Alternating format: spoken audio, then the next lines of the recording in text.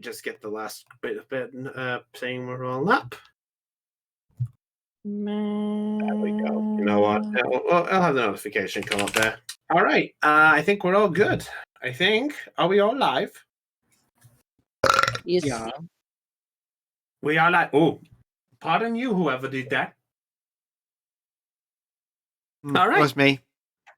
Oh, no, it's got low. All right. Right. Okay. Let's get this going. So, hello, everybody. Welcome to Perception Check. You must have rolled pretty high to find our quiet little stream. Guess what, everybody? In case anyone did not notice it, we are actually now on episode 77. Wow, 77 episodes? Also, Yeah. we just got a deluxe charge. Oh, Rosalia? No, for me! Ha ha ha ha! Oh, curse you, Cot Long. I cannot see the chat. Fine, hello, Cot. You've given us a deluxe charge. Thank you. Deja vu. I just been All in right. this place before. Shut up. All right. So, how's everybody doing? Good, I think. Well, I'm good. Tired as usual. yeah. Well, hopefully a nice D&D session will get you a nice perk up. But anyway, let's get to proper introductions because I didn't get straight into that. I am your Dungeon Master of the Joy Charge Gamers, and joining us tonight is the ragtag crew as you, hopefully, know and love them. We're joined by Raven. Hello. Dell. Hoi, everybody. Aeon. Hello. Chopper. What's up? Heidi. Arigatou gozaimashita. She went Japanese there. She just John, said thank you. Yes, she did. No, it's a pleasure to have me.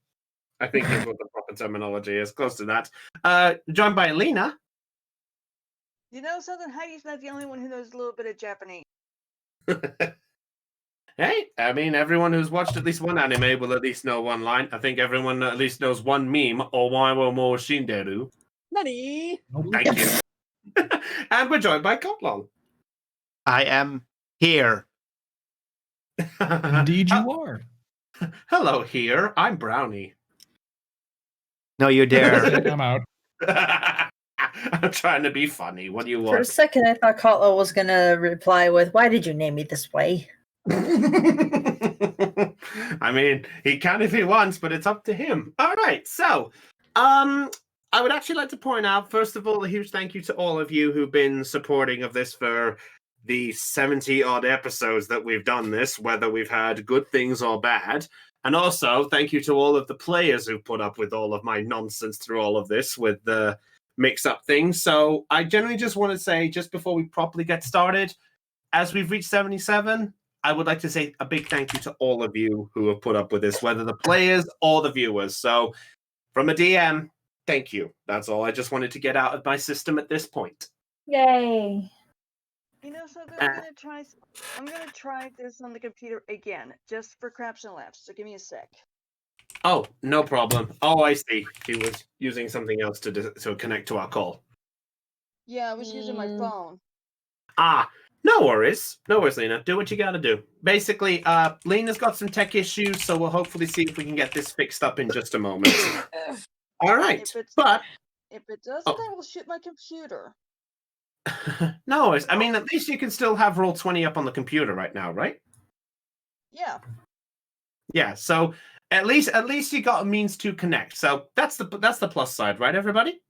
Yep. Mm-hmm. Yep. All right. Speaking of everybody, I think let's get right into this. So, is everybody ready to play? Everybody. Yeah. Let's do this. All right. I got good creepy music. We got the creepy music because it's been rather dull.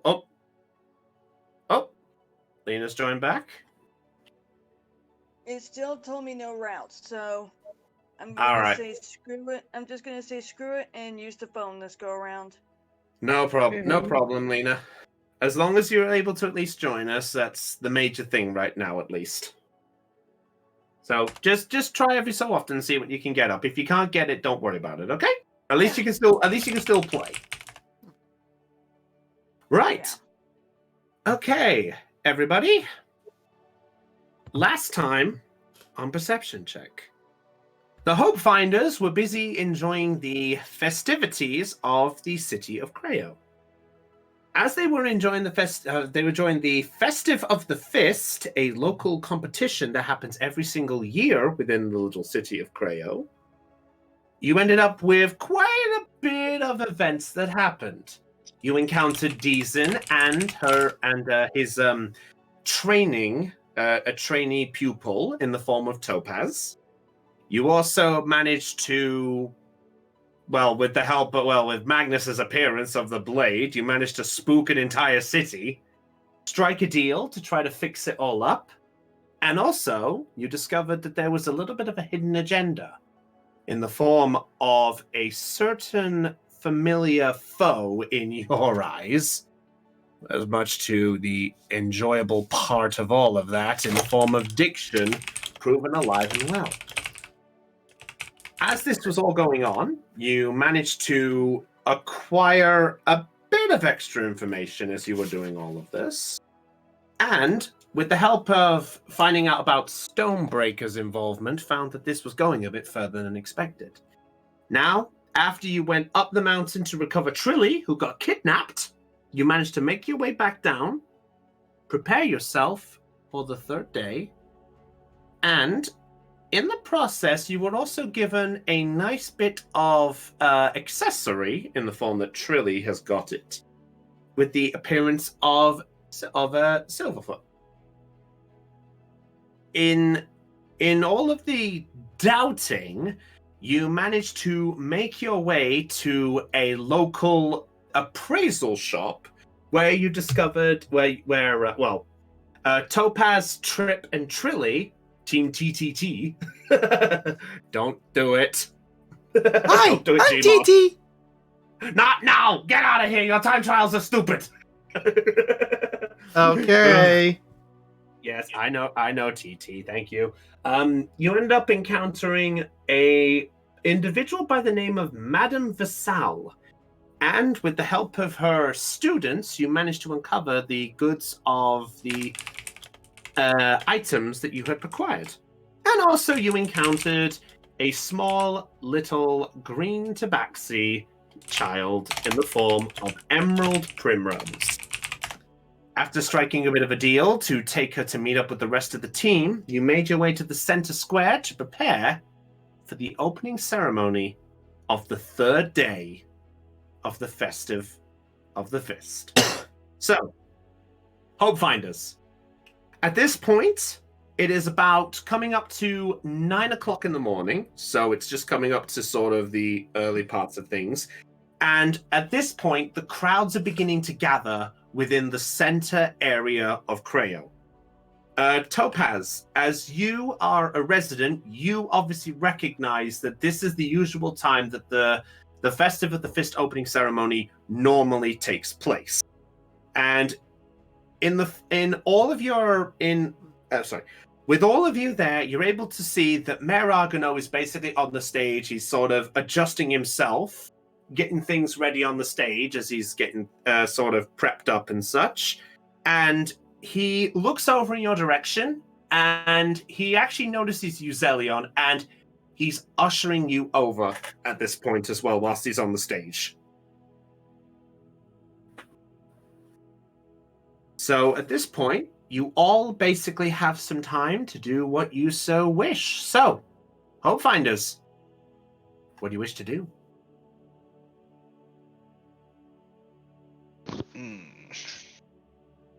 If you guys don't have anything you feel like you need to do within the last few minutes before the ceremony, we can go straight to the ceremony and we can go straight to the events of the third day. I got nothing. I I'd got like to nothing. put Magnus into piano again, but that was not this character.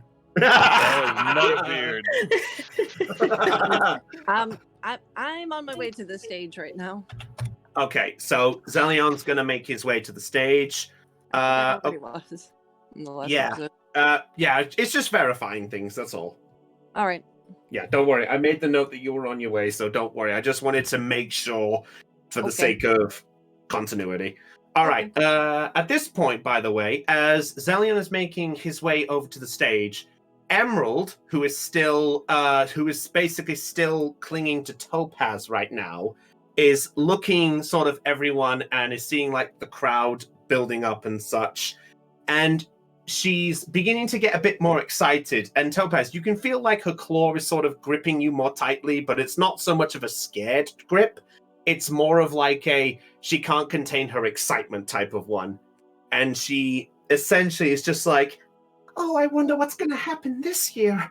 Oh, I love the events that we've had before. I wonder what's going to happen this time.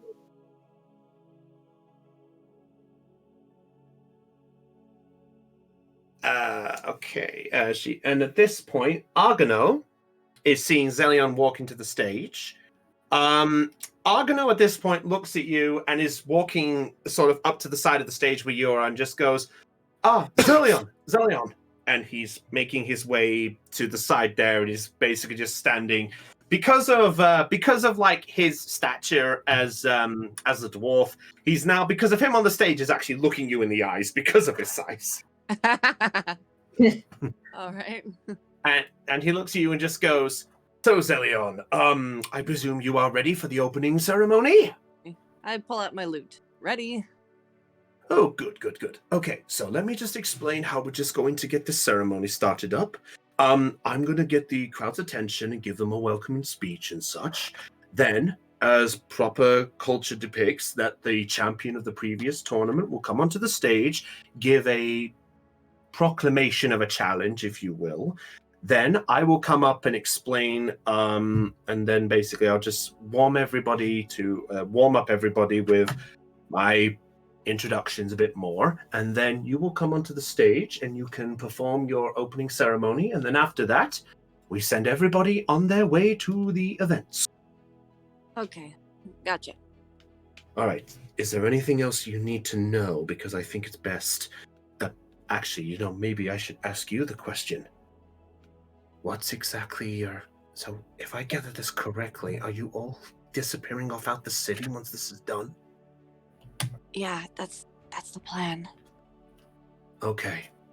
I suppose I'll ask this. Do you think I should make a note of Magnus's not being part in this competition or not? I'm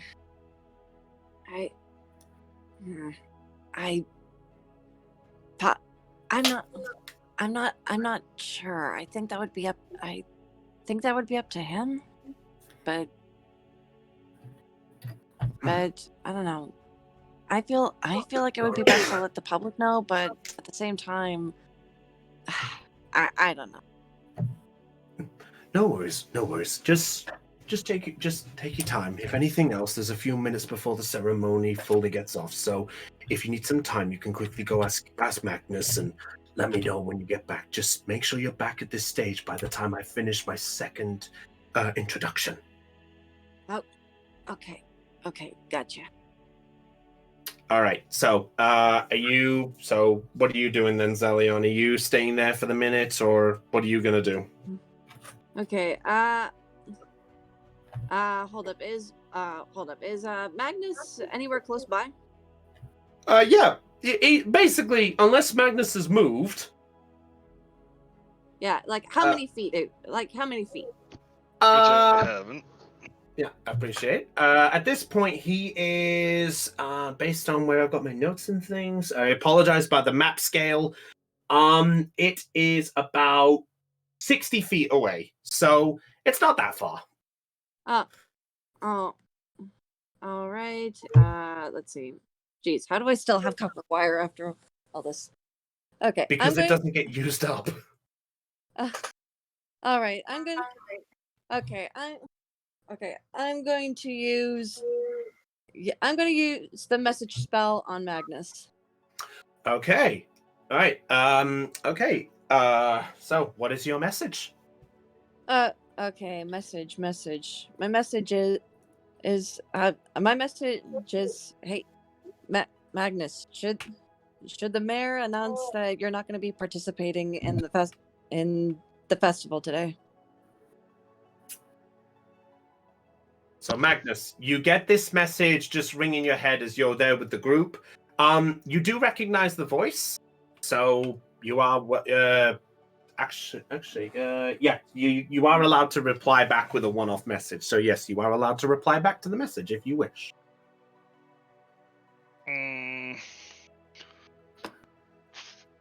Personally, I think I should do it, but it's really up to him.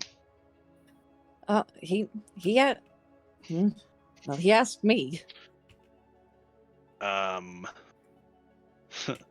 you should do that. All right.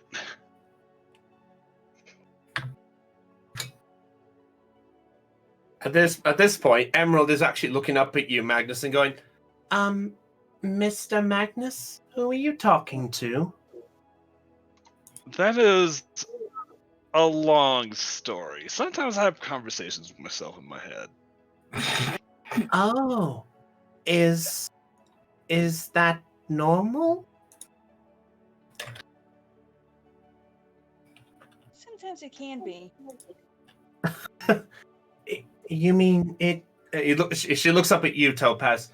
So it's okay to have conversations with yourself? Mm-hmm. Hey, hey, kid, sometimes I do it myself. Me, myself, and I. Huh. Okay. Sorry. I just thought it was a little weird. I am sorry for asking. You're good. You're fine. And tell her that it's okay. No, yeah. All right. So at that point, as the crowd is beginning to draw closer, Emerald actually looks up at you, Topaz, a bit more, and she actually looks up and she begins to sort of go into the moment. She just goes. She goes, "What do you think is going to happen for this year's competition? I'm excited, Topaz. Any ideas what it could be?"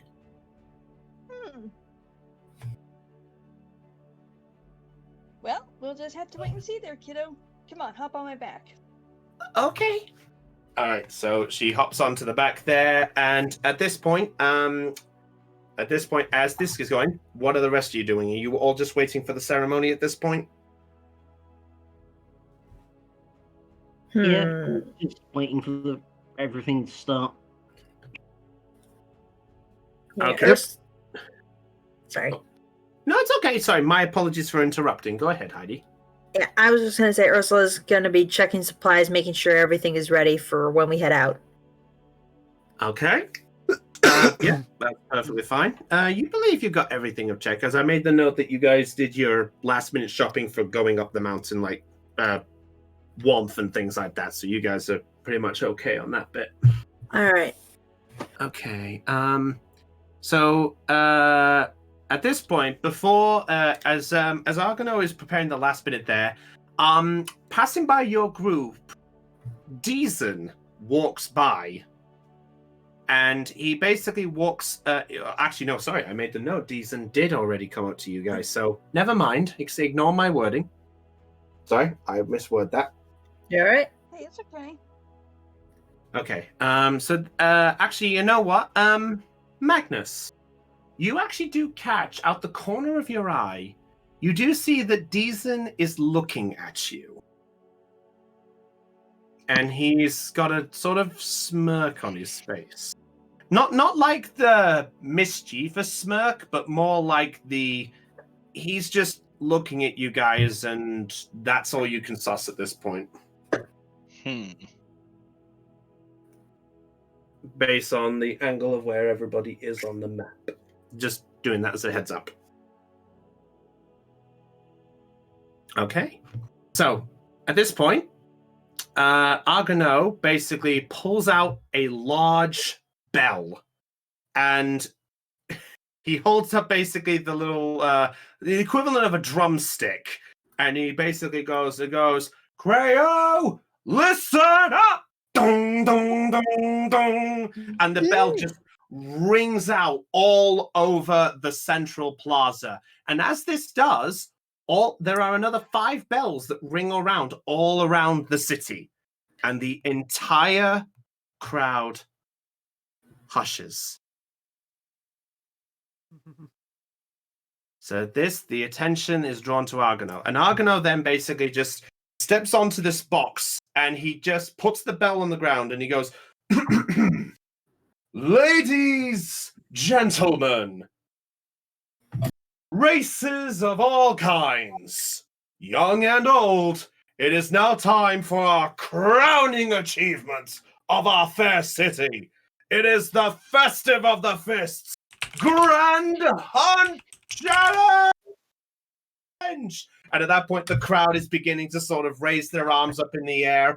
This is basically a common sight for most of you. It is essentially the equivalent of, it looks like it's the people who are sort of like, there's the big fancy supermodel, and it's like, dig it, yeah, that type of thing. All right, I'll have to put on, I best read music what I'm you wrote, honey, and I gotta say good one. Teehee.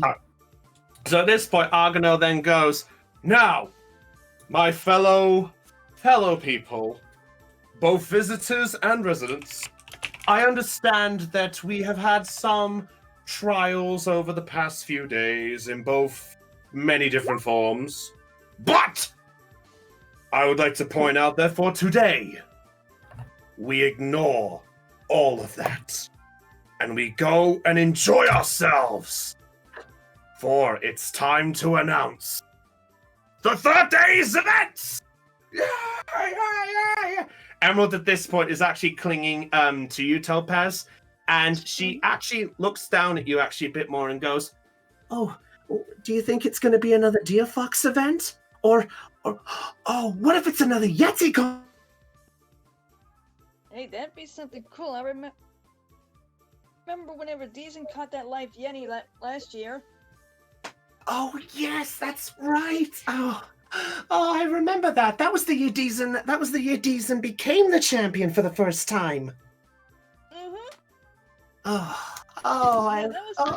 That was some odd years ago. I remember that. I remember him just wrangling that Yeti to the ground, and he dragged it down. And then, as he tried to fight it, he jumped on its belly and slid it down like it was a sleigh. I had fun writing this. I'm sorry. Man. All right, Hey, dude, I'm not complaining. it's fun here. As long as the audience loves it, that's all that matters. Well, I'll ask afterwards. We'll see what happens. But anyway, so at this point, Argonaut then goes, "Now then, as per custom, it is time to have the champion currently raise his voice and proclaim everything to the challenge for all of you. So let's welcome our current champion. Give it up for Dizon! Dizon! The crowd is cheering his name. You hear people sort of getting rowdy. And all of you, basically, at this point, you begin to see there's actually now the rest of the crowd pushing at the back of you. So, like, all of you are now engrossed into, like, this crowd. So it's like all of your group is still together, but you're literally surrounded by townsfolk, just not even caring. All right, and at that point, Deezen comes up on the stage. He, first of all, gives a little wave to you, Zelion, just as he's passing by. Then he stands on the stage. He pulls out his knuckles, which is sort of brass knuckle styles, which to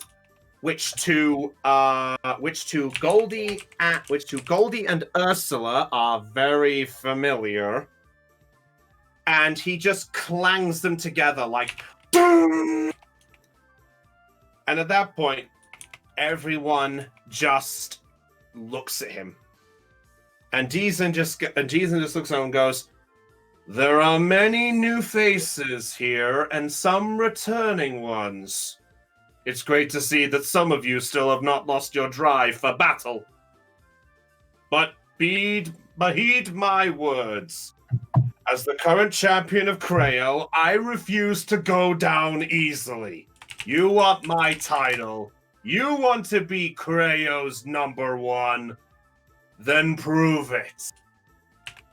As usual, I may not know what it is, but a true champion can adapt to the simplest of situations, as well as the most tricky."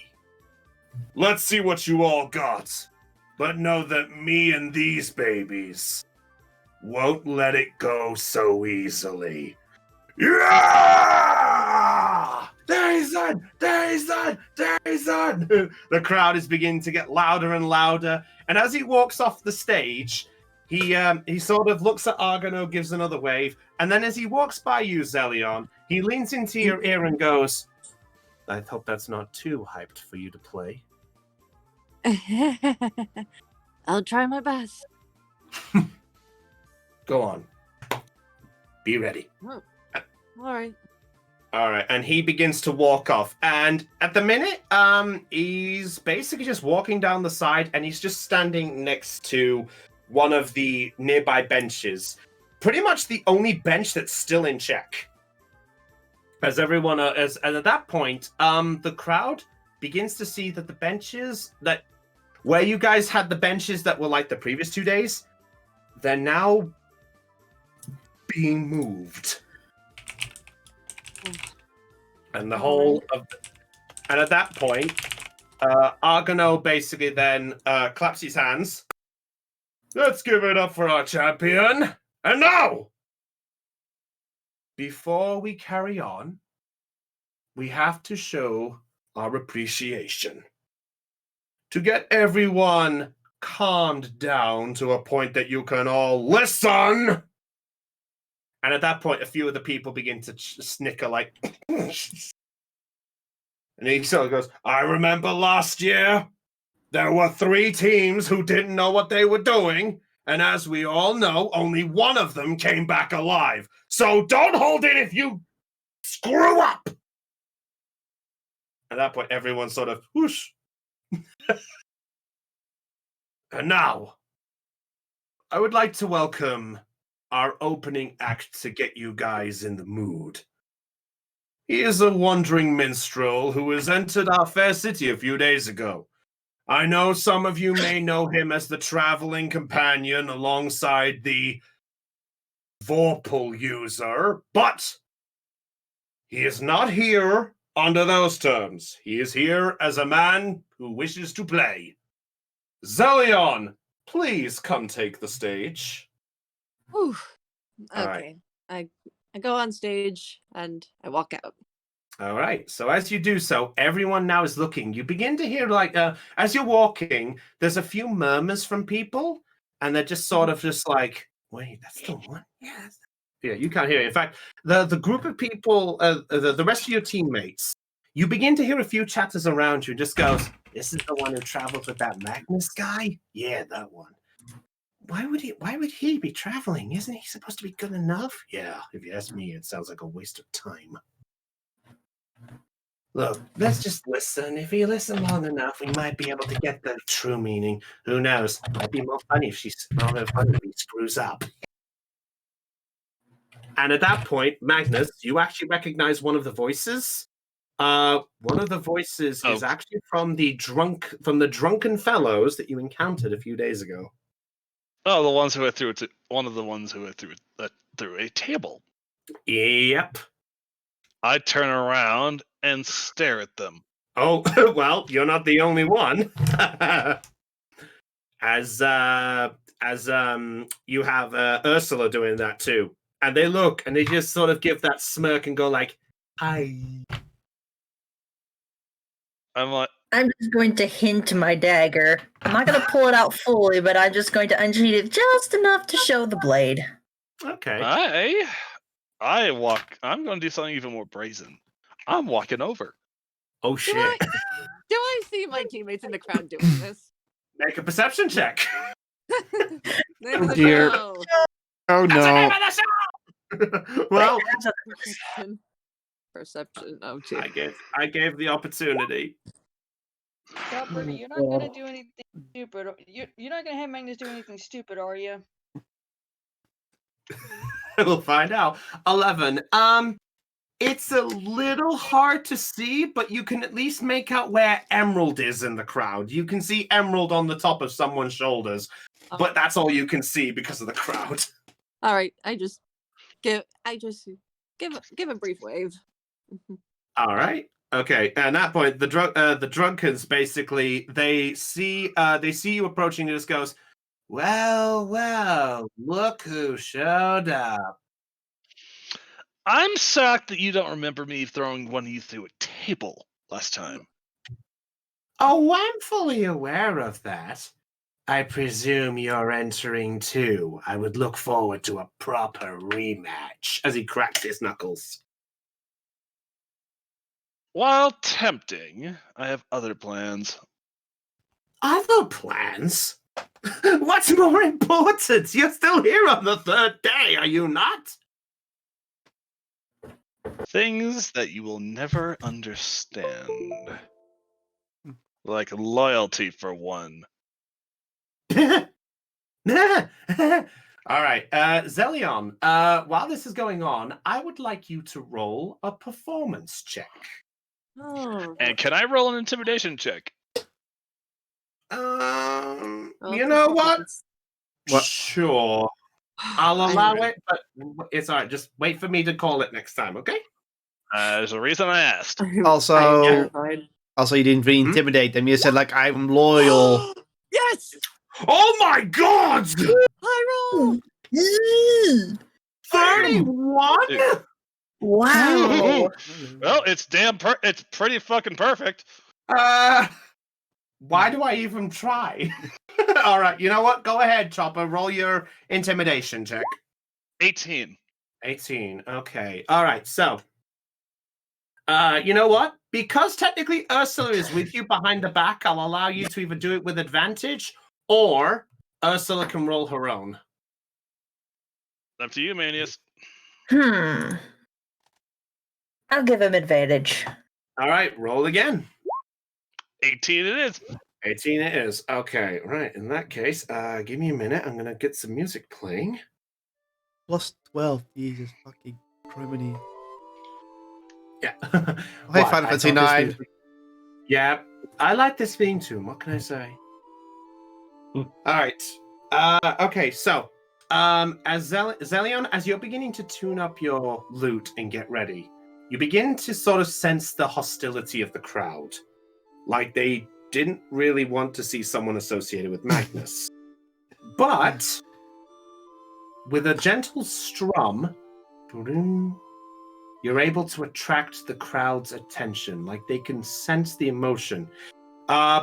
Magnus, as you basically cause this moment, as this sort of like, fine, but just know, bud, if you're not taking part, it means I'm better than... And they hear the lute, and their eyes just look to the stage. Do the rest of you all look? Yes. Okay. To be honest, Okay. I was already looking. All right, that's fine. All right, I'll tell you what. Is anyone doing anything that's not looking, by the way? I suppose I'll clarify that now. Nope. Fair enough, then. All right. So, Zelion, as you strum, you give a sort of gentle... and you look and you see that the entire plaza is looking in your direction. Completely not even looking anywhere else. So with that, you officially, because of that performance check, I would say that for the sake of knowing this, I know what you're going to do, but I'm just going to say it. You have no instrumental problems or any disruptions and things. This is a pure, clean performance. Yay.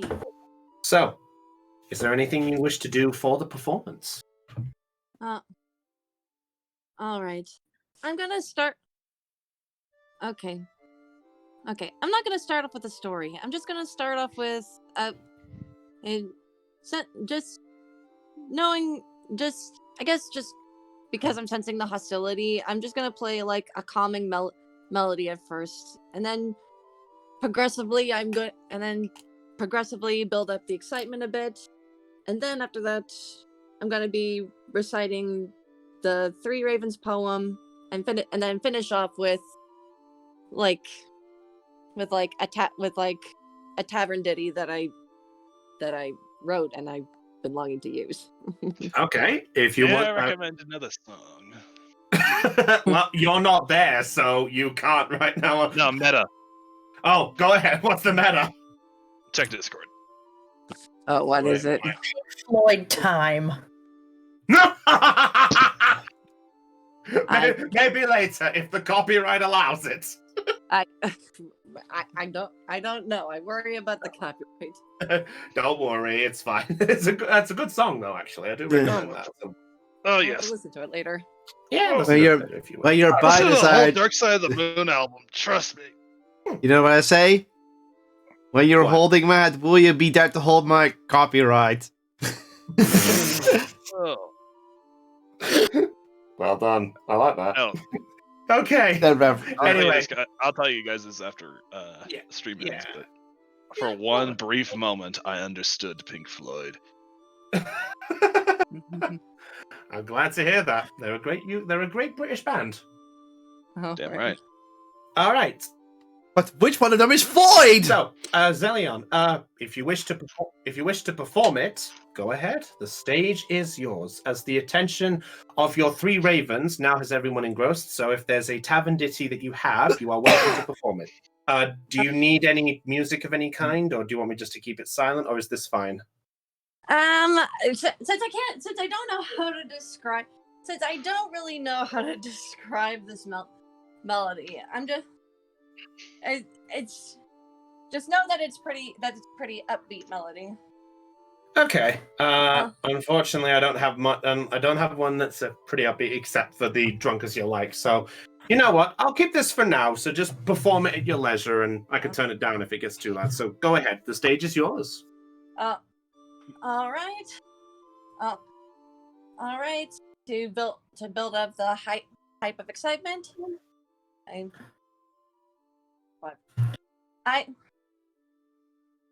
Okay. I tap my foot 5 times. Right. Then raise my hand. Then raise one of my hand. Then raise my hand up and say, "Raise your glass, ho!" Then I start strumming a lively, jovial melody. Okay. There's a few of them who basically are drinking like something, or they've got a few things, and then there's even a few people who are just lifting up anything they've got a hold of. so literally, from your perspective, you see a wide variety of items. And Argono at the corner, you managed to just vaguely hear as you're strumming, just in case of a, oh my. Well, right. I may not be ordinary, but come closer if you dare, and give me a swig of your finest ale. It makes me ever merry. Hi-yo! Hey-yo! I tap my foot 5 times again. All right. And then 1, 2, 3, 4, 5. Raise your glass, ho! Oh! Then I continue the melody for an extra minute before ending it on a final drum. Boom. So Del only had one verse planned. Got it. Yeah, I did plan on adding more verses, but I couldn't think of any. So just use your imagination, I guess. That's love it. fair enough. Yeah. So as you strum the last one, the crowd begin to cheer up, and they're like, "Ah, yeah." I at have a that 10-second applause button. I can't use it because people won't hear it. Don't worry, it's fine. But yeah, so the crowd is cheering, they're clapping, they're giving their raises, and Magnus, as that, the drunk fellas actually lean into you and just goes, "That one's with you, right?" Sorry. Didn't Yeah, hear what you. it's all right. He actually said, "That one's with you, right?" Yeah. He's good. That's all you get. I look at him Do like, I- you do know I you're hear within that? striking distance now, right? Yeah, okay. Do I hear that? You know what? I'll say because of the crowd cheering, no. Dang it. It's fine. Oh, all right. To finish up my finishing up my performance, I give a 2-finger salute and bow with a flourish. All right. At that point, Argono comes up to you. He gives like a round of applause as he goes up to you. And with the tip of his top hat, he goes, "Ladies and gentlemen, please give it up for Zelion! Woo! Zelion! Zelion! Zelion! Thank you. And Thank the you. crowd cheered. And at Thank that you. You're a point, wonderful crowd. no, it's Argonaut at that point. He actually looks up to you, and at that point goes, "If I knew you were that good, I maybe would have asked to pay for your performance instead. I feel like I ripped off." Hey, don't worry about it. This one's on me. He sort of smirks, and he gets back on the pedestal and just goes, "Well then, let me wrap things up, I guess." Oh, all right. All right. So, Zelion. Yeah? You said you head off. Sorry. Should okay. I know. I'm kind of asking him if I'm still needed on the stage. No. He says no. All's fine. You can go join your friends if you want, or just wait to the side. It's up to you. All right. I leap off the stage and make my way through the crowd towards my friends. Okay. As you make your way towards the crowd, 8 cloaked figures brush by the side of you, and they're all fully cloaked up, but you can see underneath one of them what appears to be a long snout of some kind. And they're fully cloaked up. You can't see much of them, but they're all walking by you. And you vaguely hear from one of them and just goes, "Stellar performance, I must say." And they continue to walk on. I thank you. I just kind of give a puzzled look, just kind of glance for a little at the cloaked figures for a bit, and then make my way back, and then I just turn back to the crowd, searching for my friends. Okay. Well, I'll say based on... Okay, so as you make your way to the crowd, you do catch a bit at the corner of your eye. You see that they're hounding the side of the stage where you were as you make your way to your friends.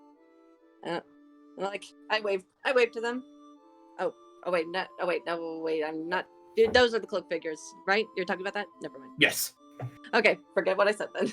Yep. No worries. Okay, they made their way to the side of the stage. Yes, to where you were. I'm like,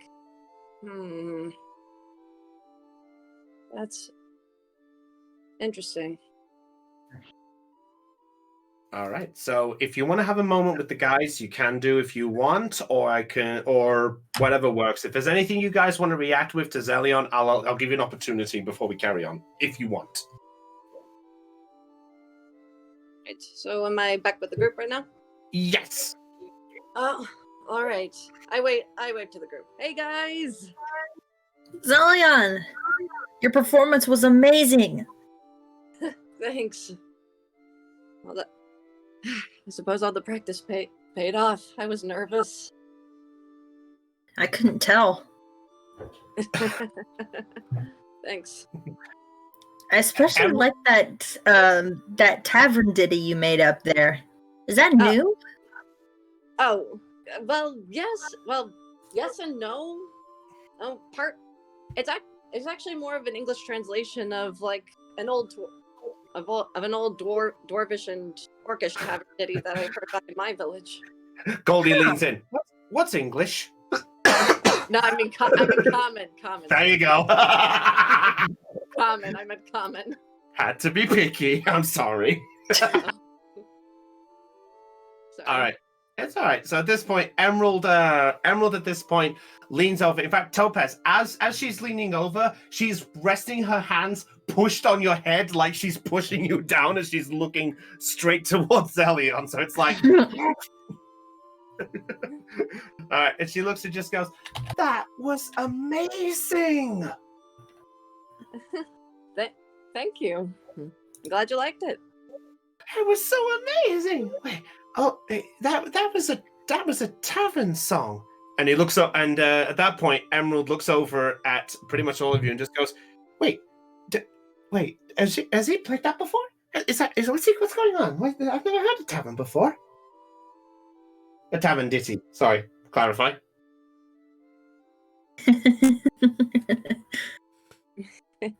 And as you guys are having this, next thing you know, dong! Dong, dong, dong. The bell rings again, and at that point, Argonel basically goes, "All right, everyone, settle down.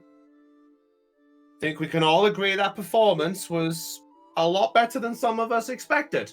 But that just proves how great our ceremonies are and how kick-ass the rest of our competitions are. Yeah. And now, I and love how now, you phrased that. That was good. I'm glad. At that point, he goes, and now, it is time to announce this year's competition. Now, as we know, last year's competition involved venturing out into the open areas. But this year, it is an enclosed competition. We are having the City Hunt Carnival! Carnival! Carnival! Carnival! City Hunt. Yeah, at that point, Emerald has actually gripped Topaz's ears tightly, and she actually ducks down a bit and goes, "Uh-oh, not the city one again." What happens there? Let's just say there's a reason everything was closing up. Wait. What do you mean by that? What's gonna happen? If it's anything like the one we had a few years ago, it should be, let's just say it's interesting, to say the least. I mean, I'm happy to see it, but it's probably one of the more dangerous ones. And at that point, Argonel then goes, Now, I know a few years ago was when we had our biggest mistake, but the City Limits Carnival is the aim of the game. And to help with this year's celebrations, I brought some special guests. Come to the stage, please. And Zelion, you see them. In fact, all of you see this. The 8 cloaked figures make their way onto the stage. Hey, I passed by those people when I was trying to find you guys. And at that point, Argono then goes, for those of you who do not know, these special people here are the Cloaked Collective. They are a group of traveling magicians who are willing to help us out with our ceremony this year.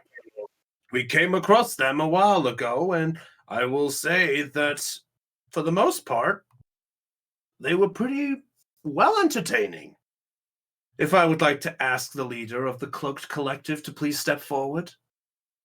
And at this point, one figure steps forward, and you actually get a clear look as the 8 of them are all spaced apart from each other. The 8 are all wearing bright red robes. They don't have any of the details on them, but as one of them steps forward, they move their hands away from that clasped sort of hands in their sleeves approach and move their hands down. Then they pull back the cloak and reveal something interesting. They reveal a mask. There is no facial features that you can see except for a mask. You see before you a rather tall-looking figure, and the mask he has on is decorated with silver beads and is to break the whole point of this a little bit, it is decorated in the shape of an animal. It is in the shape of an anteater. And then the other 7 all move their cloaks down, and they also all have animal masks. And you can't see any other features of them. No mouths, no noses, no hairs. It is essentially a giant mask helmet of some kind. the figure comes forward. The anteater figure. And he basically raises his hand up, and you see a black leather glove on his hand. And and at that point, the figure then comes out and speaks. Citizens of Creo, me and the rest of the Cloaked Collective are willing to admit that we are happily obliged to join in with the festivities of your fair city. Your mayor has told us of your endeavors, and we hope that our magical abilities will be able to provide an experience that will truly be out of this world, as people would say, and to be recalled for generations to come. But I feel like I am missing an introduction. You may just call me Anteater. That's all you wish to call me as. The rest of my associates are all named of their animals too. And by the way, the voice that you get is sort of a male soothing voice, but that's all you can depict out of it. You don't see any other hints of anything. And at this point, Anteater then speaks and goes, Mayor Argano, will you allow me the honors of showing? And Argano at that point looks up and goes, you know what? Perhaps it might as well. Ladies and gentlemen, Anteater and the rest of his Cloaked Collective will now explain the rules of the City Limits Carnival. Take it away, Anteater. Thank you. Thank you, sir. Citizens of Creo, a few years ago, you had the City Limits Carnival, which involved monsters running around your fair city. I believe there was only a few of them at the time, but apparently there was some faulty mistakes that were done, according to some people. And unbeknownst to you, that there is some whispers going around everybody. And at that point, Anti then goes, but fear not. Wait. Yes? Can I make out what the whispers are? Sure, make a perception check. Now I'm interested. Now my character's interested. Perception. It's like, what went wrong? Because suddenly it's like, hey, that's not right. Perception? Oh, that's yeah. Nice. Also, I'm sorry, everyone, if we're not getting everyone else involved. I'm trying to get everyone else involved. Alright, just waiting for it to come up. Yeah. Oh, yeah, I can hear you. Yeah, I send it, but it's not rolling, so I'm retyping it just in case. Now it rolls, whatever. Okay, yeah. If it comes up a second time, don't worry. Okay, 20. Okay. Yeah, you're able to get a good depiction of whispers. And by the way, Topaz and Emerald, you're at that point, Emerald is actually gripping you, Topaz. And in fact, one of the whispers you get, Trip, is actually from Emerald. Oh. And some of the whispers you're getting is you're getting a few whispers of just like, yeah, that was a stupid idea to bring those things into our city. Yeah, I mean, who'd be dumb enough to bring a salamander into our city? We had to it took out nearly 3 days to put out all those fires. And Emerald at that point clings tighter to Topaz and just goes, it was Topaz. It's not going to be another salamander again, is it?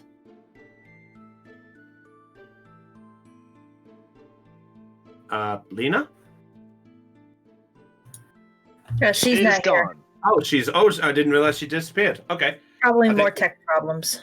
Yeah, no worries. And, okay, you know what? I'll just say in the response with Topaz just for the sake of this. She actually just goes, I really hope not. I mean, we were lucky we managed to get them out, but it was something I really wish we don't go through again. Yeah. And at that point,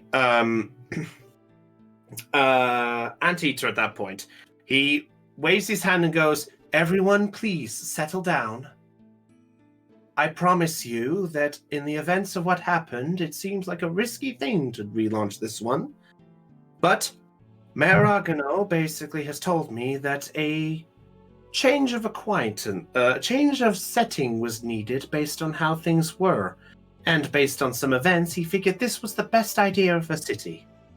A city-wide event for it to happen. Now, to explain the rules. Me and my associates will be hiding in 8 locations in the city. If your team finds us, we will spawn a monster depending on the difficulty you wish to take it. We have 3 levels of difficulty. If you and your team are able to take down the monster, then you will acquire some points from us in the form of a stamp. The team that gets back, that after you've fought all 8 of us, after you fought all 8 of our monsters, you come back to the center square, and the teams who ended up with the most points will win.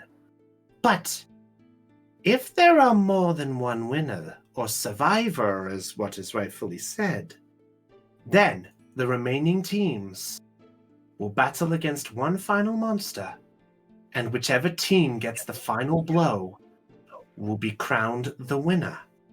In the case of a team, it's the one in the team who gets it first. So at that point, the teams are being like, so what you're saying is we're a team to start, but then we have to stand against each other? Well, that's the only way Deezen could stand his title. Yeah, he probably couldn't win with a team anyway. And at that point, Argano basically then goes, so there you have it. To sum it up, everyone may prepare themselves. Citizens, at this point, we would like to stress one important factor. If you see any of the Cloaked Collective, please do not engage them unless you are a member of the competition. These 8 have been paid to act as true wizards of summoning. So, they are broadcasting to help out only for the sake of the ceremony. Now, we will begin when the sun hits its highest peak. As soon as noon acquires, that is when it shall begin. Anteater at that point looks forward again and just goes, to all of you, I wish you all the best of luck. But just know this, at this point, you're not being held responsible for your own actions. Your biggest one was joining this fret. I wish all of you luck.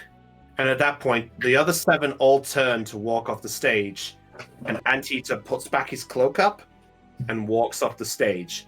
And in an instant, as they all make their way off the stage, all 8 of them vanish. Jeez. So Argon at that point goes, so there you have it! You must decide between all of you whether you wish to take the easiest route to get back first, so that way you know you live. Or you can face the strongest to try be the best of the best. But just be warned about one thing, just so everyone thinks it's an easy time. We're also giving prizes to whatever points you have. The more points you've got, the more extra bonuses we will award you or your team. So whatever you choose to do, but just know one rule.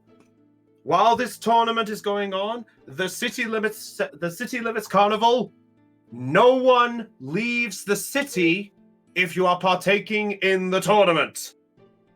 Once you have signed up, it is too late. What?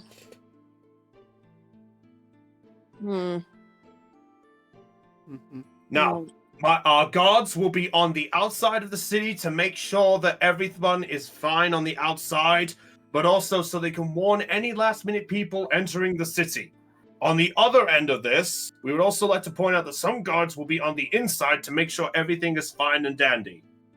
Now then, you all have about 3 hours, I'd say. So, get preparing for when the sun hits the highest peak. All the shops will close and you're all on your own. Mr. Mayor, if I might have a word. May I say something? Oh, Magnus, sure. Is it private or? Public. By all means, sure. Come on up. The crowd, the crowd parts way for you to exit out, and do you make your way to the stage? Indeed, I do. As soon as I get to me, Argon's like, our deal is still intact, is it not? He just nods and then whispers to you and just goes, "I'll explain what's going on properly afterwards. Say what you need to say, and then we'll talk afterwards, okay?" Yes. Okay. He walks over to the stage. Okay. Well, Argono is on the stage, so you're basically he walks next to Mayor Argono. Turns around and adjusts the crowd. Okay. Yep. So now the crowd is looking in your direction. I am announcing that I am dropping out of the tournament. What? What? Preposterous. Damn it, Raven! Well, leave it there. I think Liam's trying to sort of ask the crowd. I think. After the second day, the mayor asked me if I may be of assistance in guarding the town. Therefore, I have accepted. Therefore, and because of his request, I have decided to accept it on the terms that I drop out. Therefore, we knew it. He's a coward. Boo! Woo! The crowd's beginning to boo at this point, and the drunks next to you are just like, "Oh, what a fucking wuss! We fucking knew it." And by Magnus stares at them with the dagger. Let the intimidation again. Yeah, no worries. I'll say to the drunken assholes who are telling me that I was a coward, at least specifically the two. Coward. Need I remind you, I threw one of you through a table and the other one dropped out because he didn't want to face me. But at that point, looks at you and goes, "You did what?" I may have broken a table in the arm wrestling competition on day one. Wait a minute, you were there. You saw it. He actually Argono was no. Well, it was during that competition, but he didn't know about. Oh, sorry, you're referring to the competition, not the drunken escapade in the bar. No, yes. DM error. Yeah, that's fine. So he just goes, "Oh yes." And at that point, Argono tries to ring the bell. Everyone's sort of still booing and such, giving you this look. And then at that point, Deezen then makes his way to the stage.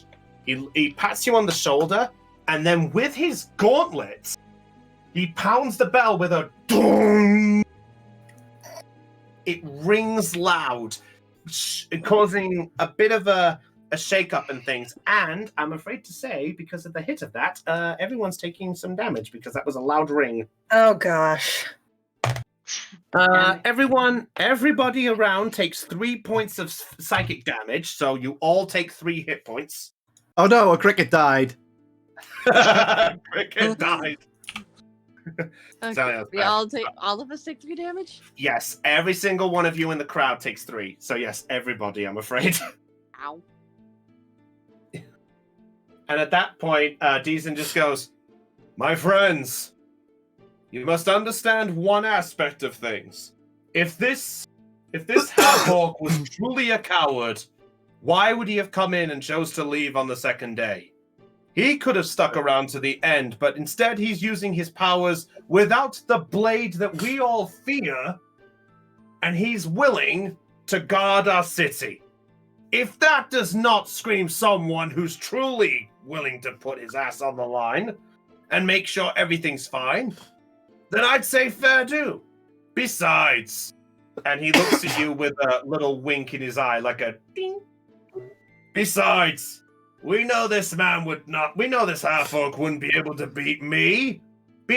Plus, I'm sure everyone here would like to see someone like me reclaim the title. Yeah? Yeah, there's that. Deezen looks over, just goes, I meant no disrespect by that, but it's probably the only way they back off a bit. Oh no, trust me, I gotta get that one. Thank you. And at that point he goes, now listen. The third day is all about forgetting woes, not causing them. So if anyone's got a problem with what he's doing, I'd say he's got more balls dropping out than sticking around and dying. At that point, the rest of the crowd begins to hush, like beginning to murmurs a bit. I just wanted to get that off my chest. Magnus, be sure that you guard us well and make sure that whatever these beasts are being summoned by them, that you make sure that none of them get out. Understand? And he winks at Very you well. again. Good. Now then, at that point, he looks at Argonaut, who just sort of nods, sort of nervous. He goes, with that, let us disperse. When the bell rings true, the battle commences. Dismiss! And with that, the crowd begins to disperse, muttering and leaving all of you essentially all together at this point. So Magnus, he sort of pats you and sort of walks off the stage. And at that point, Deezen basically walks over to the rest of all of you as well. With, are you following suit, Magnus? I am. Okay. So Deezen comes up to you all and goes, hello, everyone. How'd you enjoy the show? It was impressive. Quite a speech you gave there, both of you. Yep. Well, ready to bust a few heads open, though. well, concerning everyone was getting a bit rowdy, it was probably the only thing to do. Seriously though, Magnus, I am sorry for the bit of the slam, but I figured it probably might do them a little better to know that I was at least vouching for you in some way. Oh, Or no, if trust me. I owe you for that one. No worries. But anyway, I actually have to slightly confess. This is actually a bit of a change of plan from what Argonaut was originally planning to do for this year's competition. Agreed. We were supposed to go out in the wilderness, not in the city. No. Trust me. There's a reason for this. And he looks over and he sort of whispers to all of you, just goes, he figures if we have the competition in the city, no one is going to be willing to go out of the city. That way, if all of you are on the outside of the city, you can make your escape and pretend that you guys are basically on the outside of the city, making sure nobody comes in without a warning. When in actuality, you guys are going to make your way to the mountains. That's what Argonaut was thinking of trying to do. I mean, Could have it's warned smart. us first. I mean, don't get us wrong, it's smart, but at the same time, will the city be okay? It sounds like these people have experienced something traumatic last time you did something like this. Yeah.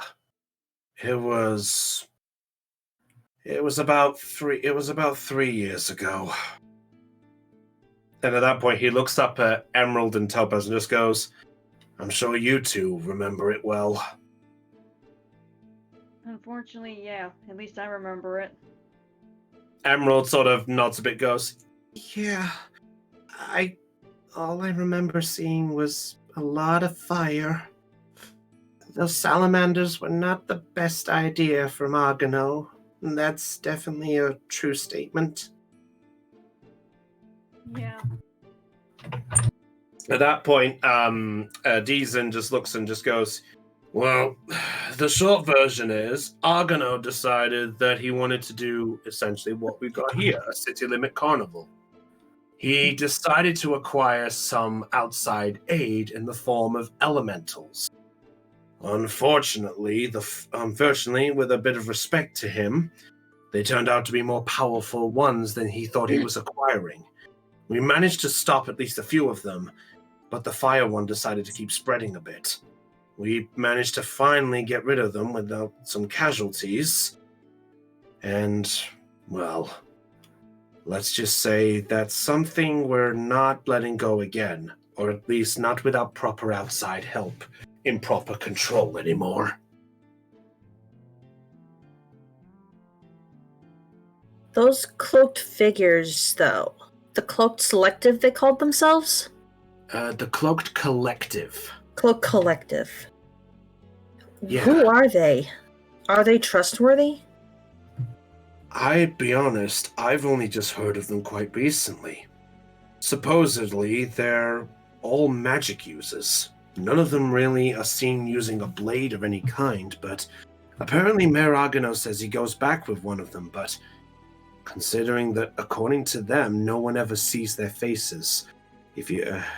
They apparently have a ruling that the only people who can see their faces are those within are in the collective, or if it's the last thing you're going to see before they, well, I think that sums it up. Yeah, I get it. Hmm. I'm guessing that they might be druids. I mean, magic users, animal masks. That's it. That sounds like a druid thing. Very possible. I mean, you're not entirely wrong, but they're all able to summon beasts, and I've heard druid magic is somewhere along those lines. I mean, it's not like other magicians and like warlocks and things making familiars, or like Liam and his magical beast there. It's something beyond that. Interesting. By the way, at that point, Liam. Yes. Yeah, Liam. At that point, you hear a voice calling from behind you, and just goes, "Well, stone me as far as you can throw me." Liam, is that you? It indeed is. And is that a challenge, an invitation, or just a saying? Yeah. All right. Come on. How do you not know me? And at that point, he walks up in front of you, and you do recognize. In fact, this figure that approaches you is a. Excuse me a minute. Is a male drow with thick purple hair and a white streak-like line going straight down the middle across his nose, down his face. And he's sort of decorated in a rather smart-looking attire. And he walks up to you, Liam, and he just goes, How do you not know your old business, pal? Well, there aren't a lot of drow that I know. What? Have you forgotten me already? Have you forgotten Herrick Grey? Who? Okay, yeah, all right. So, yeah, this is basically, yeah, don't worry, I know this is Raven actually saying, who the fuck have you given? Oh, no, this is in character. I'm going full out. Okay, all right, you know what? All right, you know what, Liam? For humor, roll a history check, and let's just see what we can do with this. Oh, I'm pretty sure I know him, but... I think he's trying to deceive that he doesn't know him. Yeah. Actually, you know what? I feel like I did that a little wrong. You know what? If you want to, you can keep that history, or you could do deception if you want to play it off as a joke. Oh, it's a joke. It's a joke. Okay, roll Let's see if deception. this is better. Oh my gosh, yes. Okay, so choice is yours. Do you want to play this as a joke or not? Oh, yes. Okay, yeah.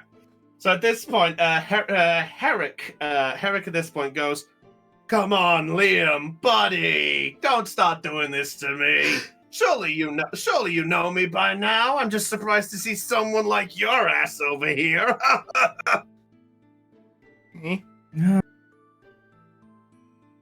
Must have confused me with someone else. Wait, are you serious? Wait, you serious? No. Oh, jeez, Liam, you nearly had me going there. You're getting good with it. And he sort of extends a hand to you at this point and goes, "Good to see you, Liam." Yeah, likewise, and I shake his hand. He goes, it's honestly good to see a familiar face around here. He looks around there and goes, am I interrupting something, or? Yes. Oh, you're serious? Oh, kinda. Just talking about plans here. Oh, wait. Are you in cahoots with some more business partners? I thought I was your best business partner around here. Business Well, partners. yeah, you're the best one, but that's only for supplies, and you know. Hmm. You know what? Well, at least I'm good on something. And he turns to the lot of you. This goes, sorry if I'm interrupting things. The name is Herrick Gray, businessman extraordinaire. I'm a trader by trade, as the saying may go. You're a trader by trade. Yes. And, Yeah. Is that trader with a DR, or is it trader like you backstab somebody? Both. It depends on his mood. Hey, I like this, Missy. I like that. I like that. You know, maybe I should put that on a business card. A trader or trader. Your choice. I like that. I like your stuff, kid. That wasn't. Oh, Oh. God. Enough of this talk. Hey, Liam, actually, I was on my way to Helix to come visit you. Tell me, are you still in the business? At the moment, no. No? Wait, don't tell me you've gone and retired already. I wish. No, my shop got blown up. Blown up? Yes, Wait, boom. Was it that old hag again? No, not this time. And this time it's actually boom, gone. Oh. Yeah. I'm actually terribly sorry. Wait, it wasn't any of your lot, was it? He looks over the rest of the group. we had nothing to do with it. Wasn't us. Mm-mm. Uh-huh. So what actually happened, Liam? Anything you can disclose, or is it on the hush hush? Well, let's just say I'm going to kill the fucker. Ah, revenge ploy. Don't worry. Secret safe with me. Hey, I tell you what. Admittedly, I was going to try to discuss a business prospect with you and such, because I actually kind of got something acquired. But if you're busy, we can always come back later to talk about it. Yeah, best to do that a bit later. Ah, no worries. You're gonna be in the town. You're gonna be in town for the whole day. I take it. You're joining in with this festive of the fist crap. Well, anywhere this group goes, I go. So depending on everything, I don't know where I'll be this day. Possibly in the inn. Ah. Okay. Might join you for a drink on the later end. Hey, and looks over the rest of you, just goes, so, what's the lot of you then? Are you all like bodyguards, mercenaries, random workers? What's your stick? Yes, and yes, all of the above. I'm honestly shocked you don't recognize me. Oh, don't think I don't recognize you. I've been in the city a few days, and I've seen your performance at the arm wrestling competition, and even the swordplay stuff. Have to admit, you're not a bad hand with a blade, my man. Thank you. Anyway, what was your name again? Magnus, right? Yes. Hey, you know what? Tell you what. If Liam here isn't a good hand at paying you for services, if you're a bodyguard, I might look into your services at some point. You look like a guy who could definitely earn a better buck. And at that point, he also looks around and just goes like, well, and he looks at you, Topaz, from and just goes, well, I've seen you a few times around here. You hang around with the Deason guy, don't you? Yeah, he's my teacher. Oh, okay. In that case, never mind me. Sorry. I feel like I might have stepped on an open hole there. Ooh. Anyway, listen up. I should properly, Liam, are they trustworthy enough? Yes. All of them? Well, the big guy a bit less, but yeah. When you mean big guy, do you mean that big guy or that one? And he points at Trip. No. Him. And I point to Magnus. Oh, Mistaking Trip just for didn't guy. notice it. She's too busy looking around, as always. no. All I can do is laugh at this dude mistaking Trip for a guy, not It's cool. realizing that he is actually a sheep. Yeah, At no least he worries. didn't look at the All boobs. Yeah, that's true. All right, so at this point, Herrick just goes, well, anyway, sorry to interrupt. I feel like I intruded on a bad time here. And then his eyes catch and he sees Deez in a bit, who's just away at the group at this point or something, and goes, oh, it's the big guy himself. He's cool with you, right? Quite. Okay. Anyway, to properly introduce myself properly, as I said, my name is Herrick Gray. I dabble with the business side of things. Not a shop owner per se, but I travel around as kind of a middleman. I do some business supplies, and essentially, I'm what you call a middleman. You mean a traveling merchant? Traveling merchant isn't so much my stick. I'm generally a supplier type. No, I that guess you was could out of say- character. Oh, no worries. Yeah, sorry, my apologies. Yeah, basically, my job, as well as my other associates, is we dabble around the whole of the continents, and we try to basically be a supply route. We organize trades to gather materials for places, and Liam here actually happens to be one of my best customers. Oh, shush. I see. Trust me, I still remember him asking for the supplies for that for that beast there. What was that? Nearly cost you like what, 600 gold? Oh, easily. Especially since you ripped me off. Oh, please. I had to earn an income somehow. I mean, finding those pots wasn't easy, though. You have to understand, remember? Oh, yeah. Anyway, I'll let you get back to your business, and I'm sorry for interrupting. Well, if it's anything else, Liam, I'll be around the town. I'll be around the town the whole day. I mean, I'm sure some of these schmucks would like some in-purchasable battle supplies. You know what I mean? I do. Anyway, and he offers you a handshake back. We'll chat on the later end. Just don't getting into any more trouble. I still gotta earn more bucks from you anyway.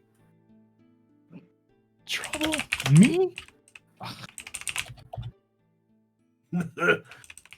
Anyway, I'm gonna go find some supplies things. And he looks over at Deez and goes, I mean, make sure that the other people in this town are being fair sports. Do you think he bought it? Nope. Good idea. And he just basically just pulls up his jacket a bit more, and he sort of gives a wave to you all and goes, well, nice meeting you all. We'll talk later. Toodles! And he just sort of jets off quickly as Deez just looking, just goes, I'm gonna go keep an eye on that guy. I'll be right back. And he walks off after him. Should we be concerned? He thinks he's a smuggler. Oh, Wow. great. Is A rather Zoe. bad one at that. Is it Zoe's wrong like- to laugh at that dude? Go Seriously? for it. Yeah, you can laugh. There's nothing wrong with that. I told you, you can laugh if you want to laugh. Because I'm not gonna lie to you, that dude was funny. Oh, well, I had to come up with some fun for Liam, so here we go, Liam. You can have some fun moments. Oh, I was working on that. Anyway, so at this point, it is now essentially about 20 minutes there, so you guys have some time. What do you wish to do? all right. So have we all gathered the supplies we need? I'm gonna go see Argano. Okay. And I am going, and Topaz is planning to take Emerald back to the shop. Okay. Yeah, that's fine then. Okay, you know what? I'll just say Emerald is just all looking at him. Oh, can I stay out a bit longer? Check. There we go. Yeah, we can hear you, Heidi. Thank you. My microphone unplugged, so. No worries. No, But yeah, No. I have a question for the DM as a Yeah. player, not as a character. Didn't the shop owner say to bring Emerald back after the opening ceremony was done? Yes, that is. Yeah, in fact, Trip and Trilly can both attest to that too. Mm-hmm. And at that Okay, point, sorry, carry on, Lena. I was about to say, since the opening ceremony is over, I figured that it would be a wise idea to take her back before the competition started. It makes sense. So at that point, Emerald just looks at you, Trilly, and goes, "Oh, do I really have to go back?" Yeah. I mean, if that's what you were told to sort of go back after the ceremony. Oh, I want to hang out with you all some more. Hey, tell you what. We'll take you back right now, and then after the competition's over, we'll see if you can hang out with us some more, okay? Does that sound fair? Make a persuasion check, Topaz. Okay, What? great. I gotta have my fun somewhere. There we go.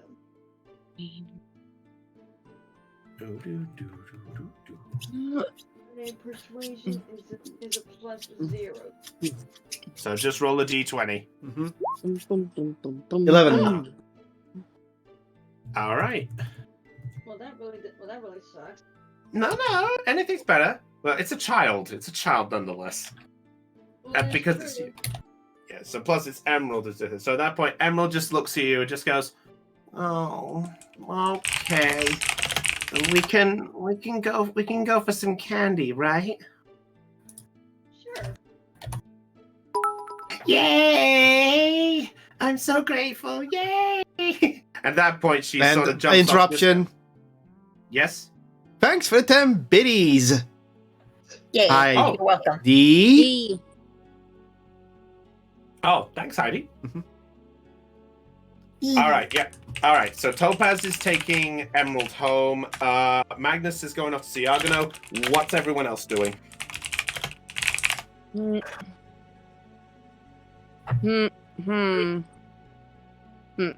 it I- possible for me to get my? Oh, sorry. No, go ahead. You first. Yeah, is it possible for me to get my daggers sharpened real quick?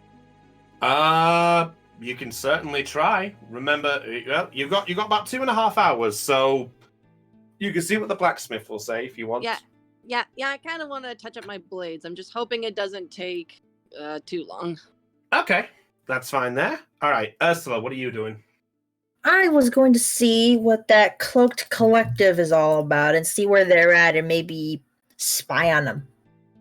Oh, okay. I want you to make an investigation check for me then, Ursula. You got it. All right. Whilst that's happening, 12. Okay. Okay, we'll get to that in a second. Topaz taking there. Goldie's basically just gonna stay in the center and just goes, "I'm just gonna stay here and just keep an eye on things a little bit, if that's okay with you all." Sure. All right. Okay. Okay. Trilly, what are you doing? Trolley will help sort of escort Emerald back to the shop. Okay, so you're going with Topaz. Trip, what are you doing? Trip is gonna do something that's actually kind of clerical in a way. She's just gonna wander about and see what kind of force will drive her fate. Oh, in other words, I'm bored. Give me something to do. More like she's just gonna do whatever. Like, I'm just gonna walk Okay. around, see what's happened. All right, you know what? Why don't you make a you know what? Make a perception. Yeah, make a perception check. Okay, perception is a plus 5. All right, and so Zelion's doing the daggers. Okay, and Liam, what are you doing? I guess Liam's going to visit Gray. Oh, you're gonna go see Herrick. Yeah. Yeah. Okay. Yeah. Just to verify, because I realized I didn't spell names, just for the sake of clarification. His name is Herrick Gray. Herak, and Gray is in the color. So basically, Gray is his surname if you want to go that context. How do you spell Herrick? Herak. The question is, how do you spell gray? Grey. That's what I thought. I spell it Oh. in the U.S. We spell it Gray. Yeah, I'm aware. There you go. That's the spelling, if you can see it. Can you, oh, not quite there, Trip. Yeah. Can you see my message in the Roll20 chat? Oh, it's in Roll20. Okay. Yeah, look in Roll20 and you'll see that's his name. I did it wrong on purpose, by the way. Oh, I know you did. Thank you. Sure it did. Herek. Oh, Yes. Herrick. Okay. Yes. No, Hrak. Okay. Yeah. I got it. That's all right. Okay. So let's go through each little bit on this end of things. Okay. Let's see. Okay. So first, let's have a look. Okay. You know what? Let's get Zelion quickly out the way because that's easy enough. Okay. So Zelion, you go to where you familiarize yourself with the blacksmith. You do see the familiar blacksmith. Actually, is this your first time here? The blacksmith? Yeah. I think I went here to sell. I think I may have went there to sell some of Yes. the weapons I was carrying. Yes, you did. You are right. Yes, I forgot about that. Yeah. So you see the familiar, the blacksmith owner there. He sort of greets you as he normally does. So you're basically just looking to sharpen your blades. Basically, is it just sharpen them, improve them, modify them? What are you wanting to do with them? I guess sharpen and maybe improve them if there's time. Okay. Let me have a little look.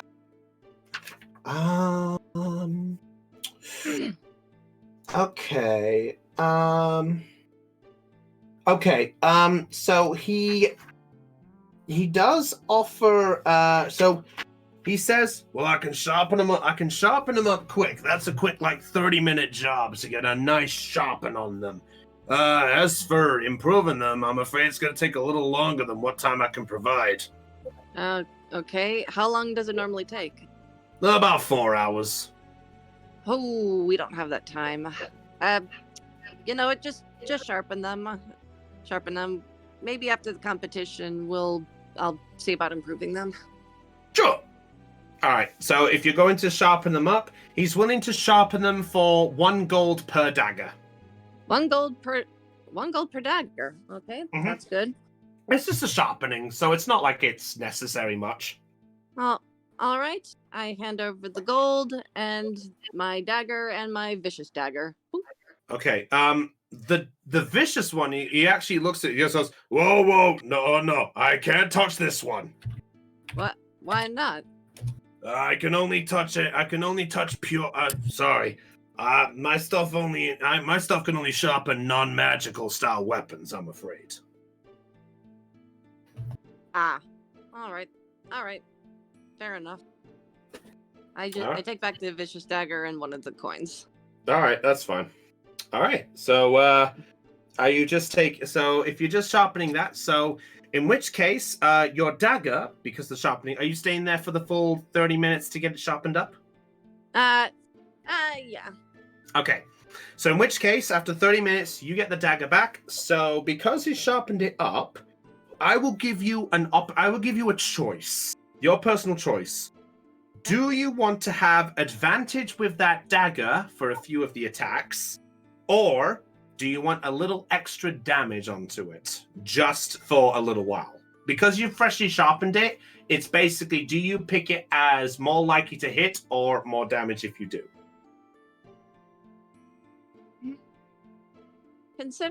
Considering my strength score, I would say I think the advantage would help me more than the extra damage would. Okay, so I will say your dagger has advantage, and I will tell you when the effects of that deteriorate. All right, thank you. All right. Okay. Next little thing. Let's go to Topaz and Trilly. We'll drop off Emerald out of the way quickly. All right. So at this point, so Topaz, Trilly, you make your way back to.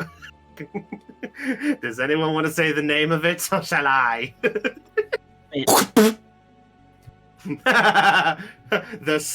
Thank you very much.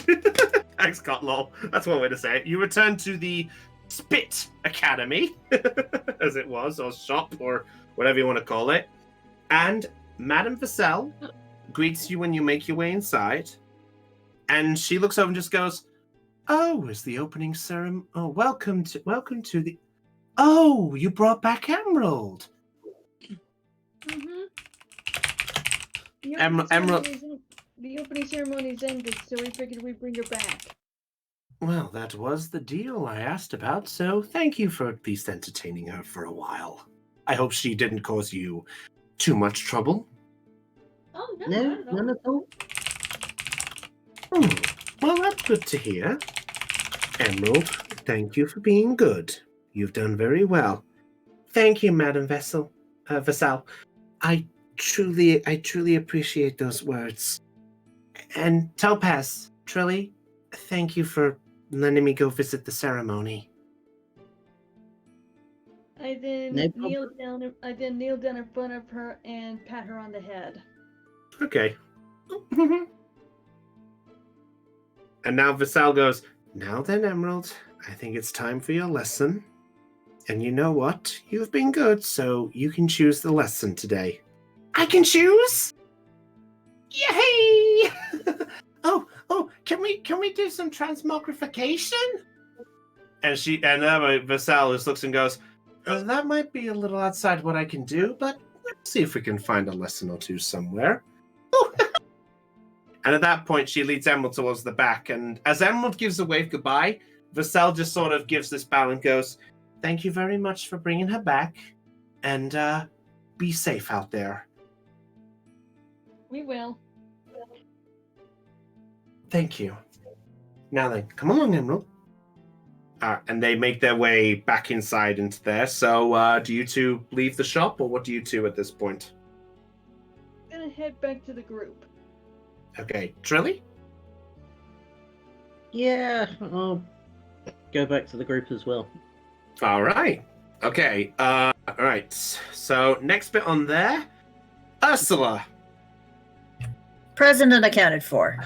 Thank you. All right. So you had a 12, right? I did. Okay. So because the way that they went invisible off the stage, it's a little hard to track them down per se. But with quite a bit of time, probably about maybe an hour and a half of searching, because you're still getting used to the city, you do manage to find one of the members. Now, I need to know, where in the city do you go? Which direction?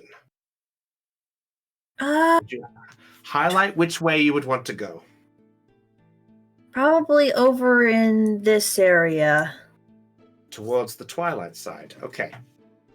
You make your way towards, so because of that, you make your way there, and close to this area over here, sort of a back alley sort of area, you do eventually come across one of them. There is the sight of a figure with their back turned as they're looking to the wall, and as you're basically close by, you do hear the sort of like the sound of crunching. So you can tell that they're probably just getting themselves a snack or something, but you see one of them just looking at the wall, still hood covered up, but you can officially hear the sound of crunching. So if you want to get any closer or keep a look, you might have to make a stealth check. Depending what you want to do, you might have to do stealth or perception. All right. I do want to get a little closer, but maybe into the next alley. Okay, make a stealth check. On it. That's the name of the show. No, it's not. Wait, 4. You have plus 10. Oh my god, that was a 4. Yeah. Ooh, okay. Wait, do rogues get advantage on stealth checks? I thought they got an advantage on something. They do. They get advantage on stealth. Let me have a little look. High dex and I believe stealth bonus, yeah. Do they say anything? Let's see. Expertise, thieves can. I thought they did. Huh, am I looking at the wrong part? Okay, yeah, guess I am. Never mind then. Maybe they have maybe they took a proficiency bonus in stealth. Yeah, proficiency instead. So fair enough. All right, yeah. So 14. Okay. Give me a second. Come on, dice, work for me. Okay. You go to sneak into a nearby alley, and they just continue. And you basically get closer to them, and you see that they are basically eating what looks like a sandwich of some kind. So you can see that there's basically they're putting the sandwich there, and you can see a little bit based on it that there's now a gap where the sandwich is going in. So it's essentially that it's putting it through a gap in the mask that they have made to eat the sandwich. But you can't see a good look at the mask at this point. If you want to, you'd have to get a little more closer. I think I'm just going to stay where I'm at for right now and just observe. Okay. So, okay, make a perception check. Where is it? There. No, that's persuasion. No. 11. Okay. You do see them fidgeting around with something. And you see them, and as they've basically finished the sandwich, they dust themselves off, and the figure stands up. They turn around, and then you watch as they wave their hands around. And based on the 11, you can't hear anything, but you see their hand move, and then all of a sudden, right in front of them, you see a red circle appear with symbols and odd writing decorated around. What languages do you speak? I am fluent in. Give me a moment. I'm going to. I need to check that actually. Where's the languages? You know what? I can look it up. Elvish, Languages. I believe. Let me give a check. I can look at your. Yep. My racial traits say I can speak and read and write Common and Elvish. And you have Thieves' Cant as well because of you being a rogue. Which, Yes. obviously, fair enough. Okay. But then- I do also have Comprehend Languages as one of my spells. Okay. What's the casting time on that? Casting time. I am going to just look at that. There's one action. Okay. And it lasts for an hour. Okay. So now, just remind me: does Comprehend let you read them or speak them? For the duration, you understand the literal meaning of any spoken language that you hear. You also understand any written language that you see, but you must be touching the surface on which the words are written. Right. So, in order for you to actually read that, you'd have to get right there. Which I can't do, so... Not unless you really want to try be the stealthiest. No, I do not have 100 on stealth. This is not Skyrim. You're awake. Aha, you're here. Thank you. I forgot about that. I would also like to point out just one thing. There was actually a video from some soldiers who were actually on patrol, and they actually did a reenactment of that scene. And the soldiers basically did you're here, hands a gun. And that's where it ends. Oh, boy. I'll have to see if I can find that video again, but anyway. Oh, Raven's typing. Uh-oh, what did I screw up with? Oh, dear. Playing a character who can understand Elvish and had the Comprehend Languages spell, cast it to read all the signs to find a specific shop. People were confused. Yeah, I can't read Elvish. Oh, this is the shop. What the fuck? Oh no, it actually took a really long time before he found it. And then one of the other party members was like, why didn't you actually ask someone? Where's the saying that? And plus, it's D&D. Let me do what I want. Mhm. All right. So as the circle begins to form, a a figure of some kind does pop out of it. It begins to form. You see what looks like a black orb pop up out of the ground. And as it begins to form, you then see basically it then form into 4 legs and then a shape. As appearing, you see. Oh, it helps if I'm in the right layer. Hi there, I'm the GM. I know what I'm talking about. You see this.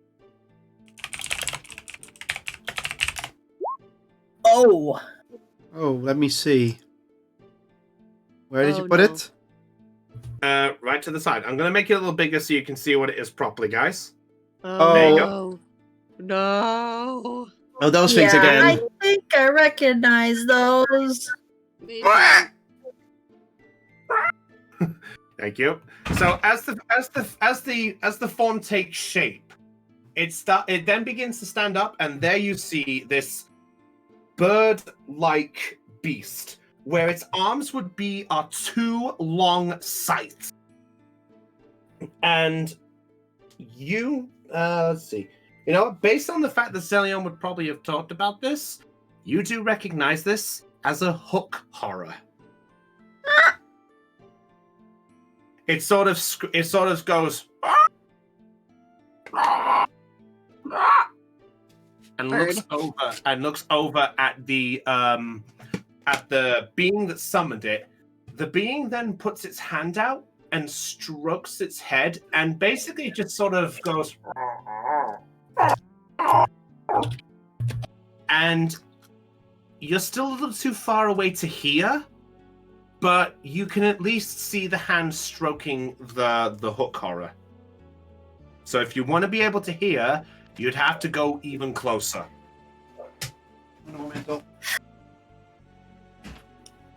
Yeah?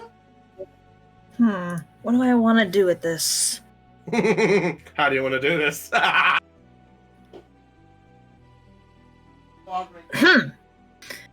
I think I'm going to use my disguise self.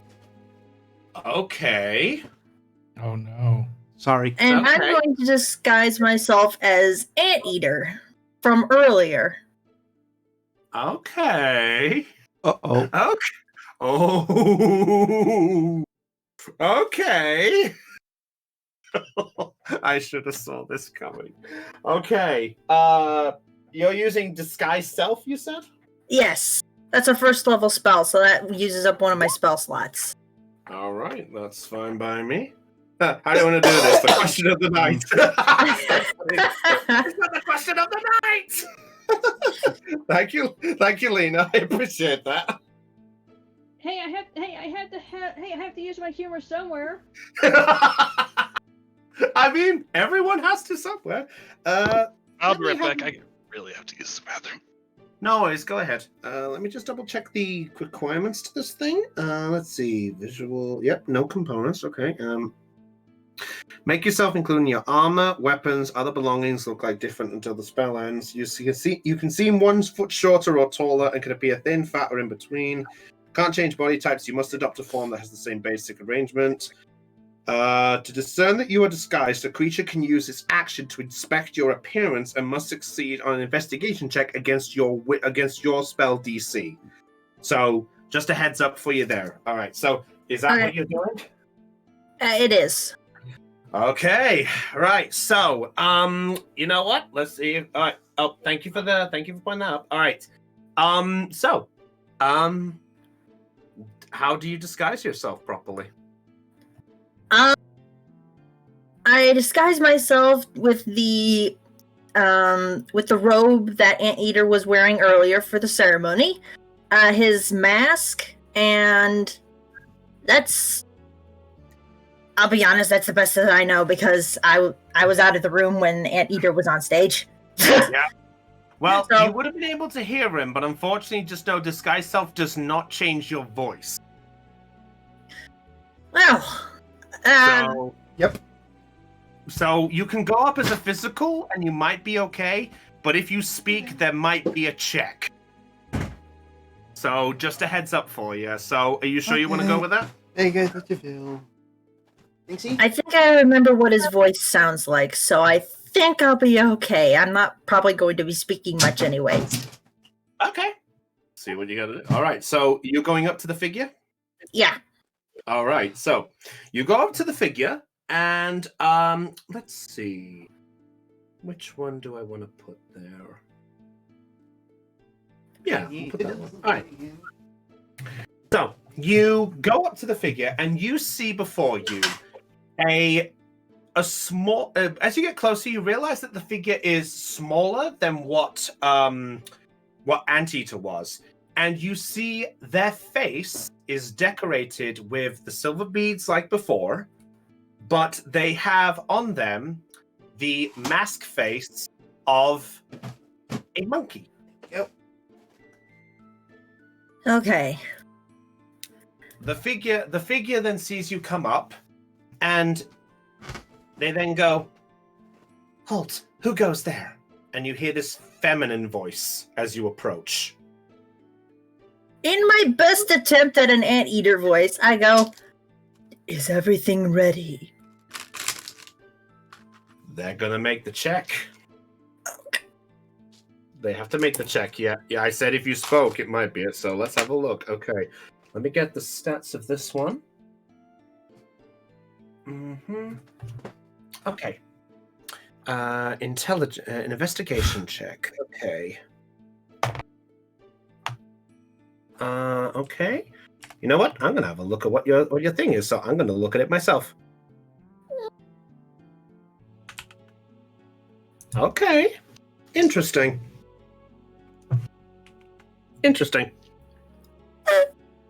All right. The figure, the female figure, as you guessed, looks at you for a brief moment, and then gives a nod. Everything appears to be ready. Hopefully everyone else will be enjoying our performance today. Good. And I start to turn and walk away. Okay. All right. At that point, the figure does stop you and goes, Anteater, sir. I stop and I don't turn around, but I go, "Yes." A question, if I may. Are you sure that the levels of summons that we have are going to be all right for everyone? Not that I'm doubting your leadership choices and things like that, but I just wanted to make sure that we weren't going to do anything to endanger the lives of this town. I trust you to know what is right. Whatever the skill of the party that may follow. Make a persuasion check. Actually, no, make a deception check. Oh, what the hell? You have 11? And I'm scared now. It's I'm a- scared of you. Whoa. You just wait until I All get right. you just wait until I level up. Oh no! Never say that. Oh, we're never going to level up again. Two I hope. two words, people. Oh crap. All right. The figure then walks up a bit to you, and as the horror sort of, he goes, "It's all right. Don't worry." The figure walks up to you and just goes, "I understand, but there is one thing I would like to question, if I may." I remain quiet, but I stay in my spot. I realized there was something I forgot to ask. Ask it then. as the crow flies, what sound does it make?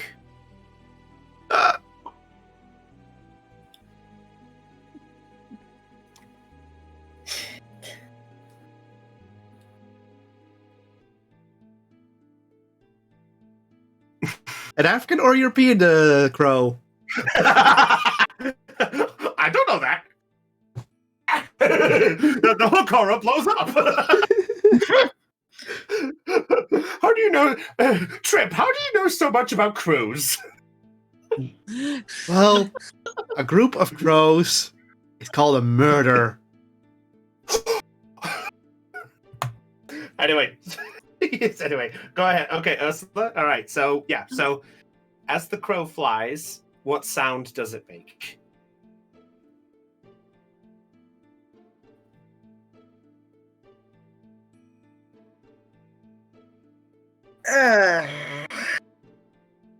The figure begins to walk towards you as you're silent.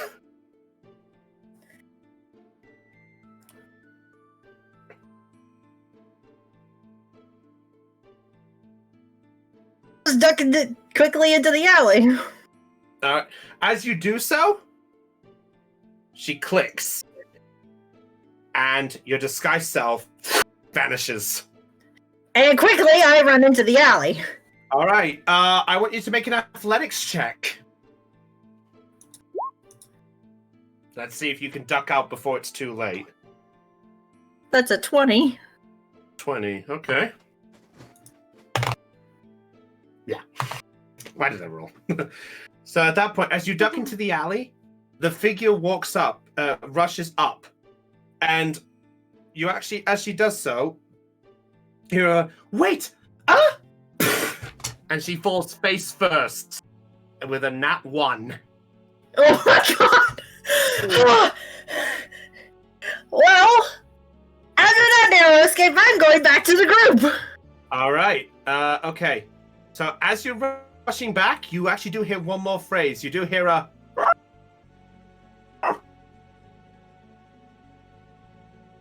And that's the last thing you hear as you rush back to the group. Oh boy. All right. So, at that point, let's see, what else is going on here? All right, so I believe if we're going through this, Trip, okay, yeah, you know what, Trip, your turn. Well, I rolled an 18, so... Yeah, you rolled an 18, okay, yeah. So, you're just walking around on the whims of just seeing what's happening? Mm-hmm. Get see what Okay. fate guides, sir. All right, fate may guide, okay. Yeah. Ooh, okay, you know what? I can have some fun with this finally. Roll a d10 for me, please.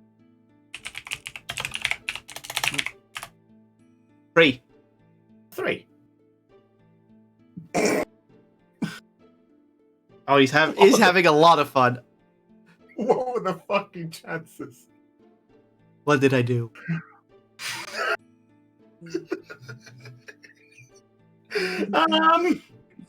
Okay. Uh-oh. This should be interesting. Uh-oh. Okay. As Can you you're... breathe? Yeah, I can breathe, don't worry. Okay, so as you're walking around, you do begin to hear a sort of conversation echoing from sort of close towards... well, actually, which area are you going? Like, what's the... Is there a concept on where you're going? Like an No, area, or is it's just wandering. Just wondering. Okay. So, towards the south end of the city, sort of out South Castway down here, sort of past where you went to the spit shop before, you actually begin to hear the sound of somebody yelling. And at that point, you hear,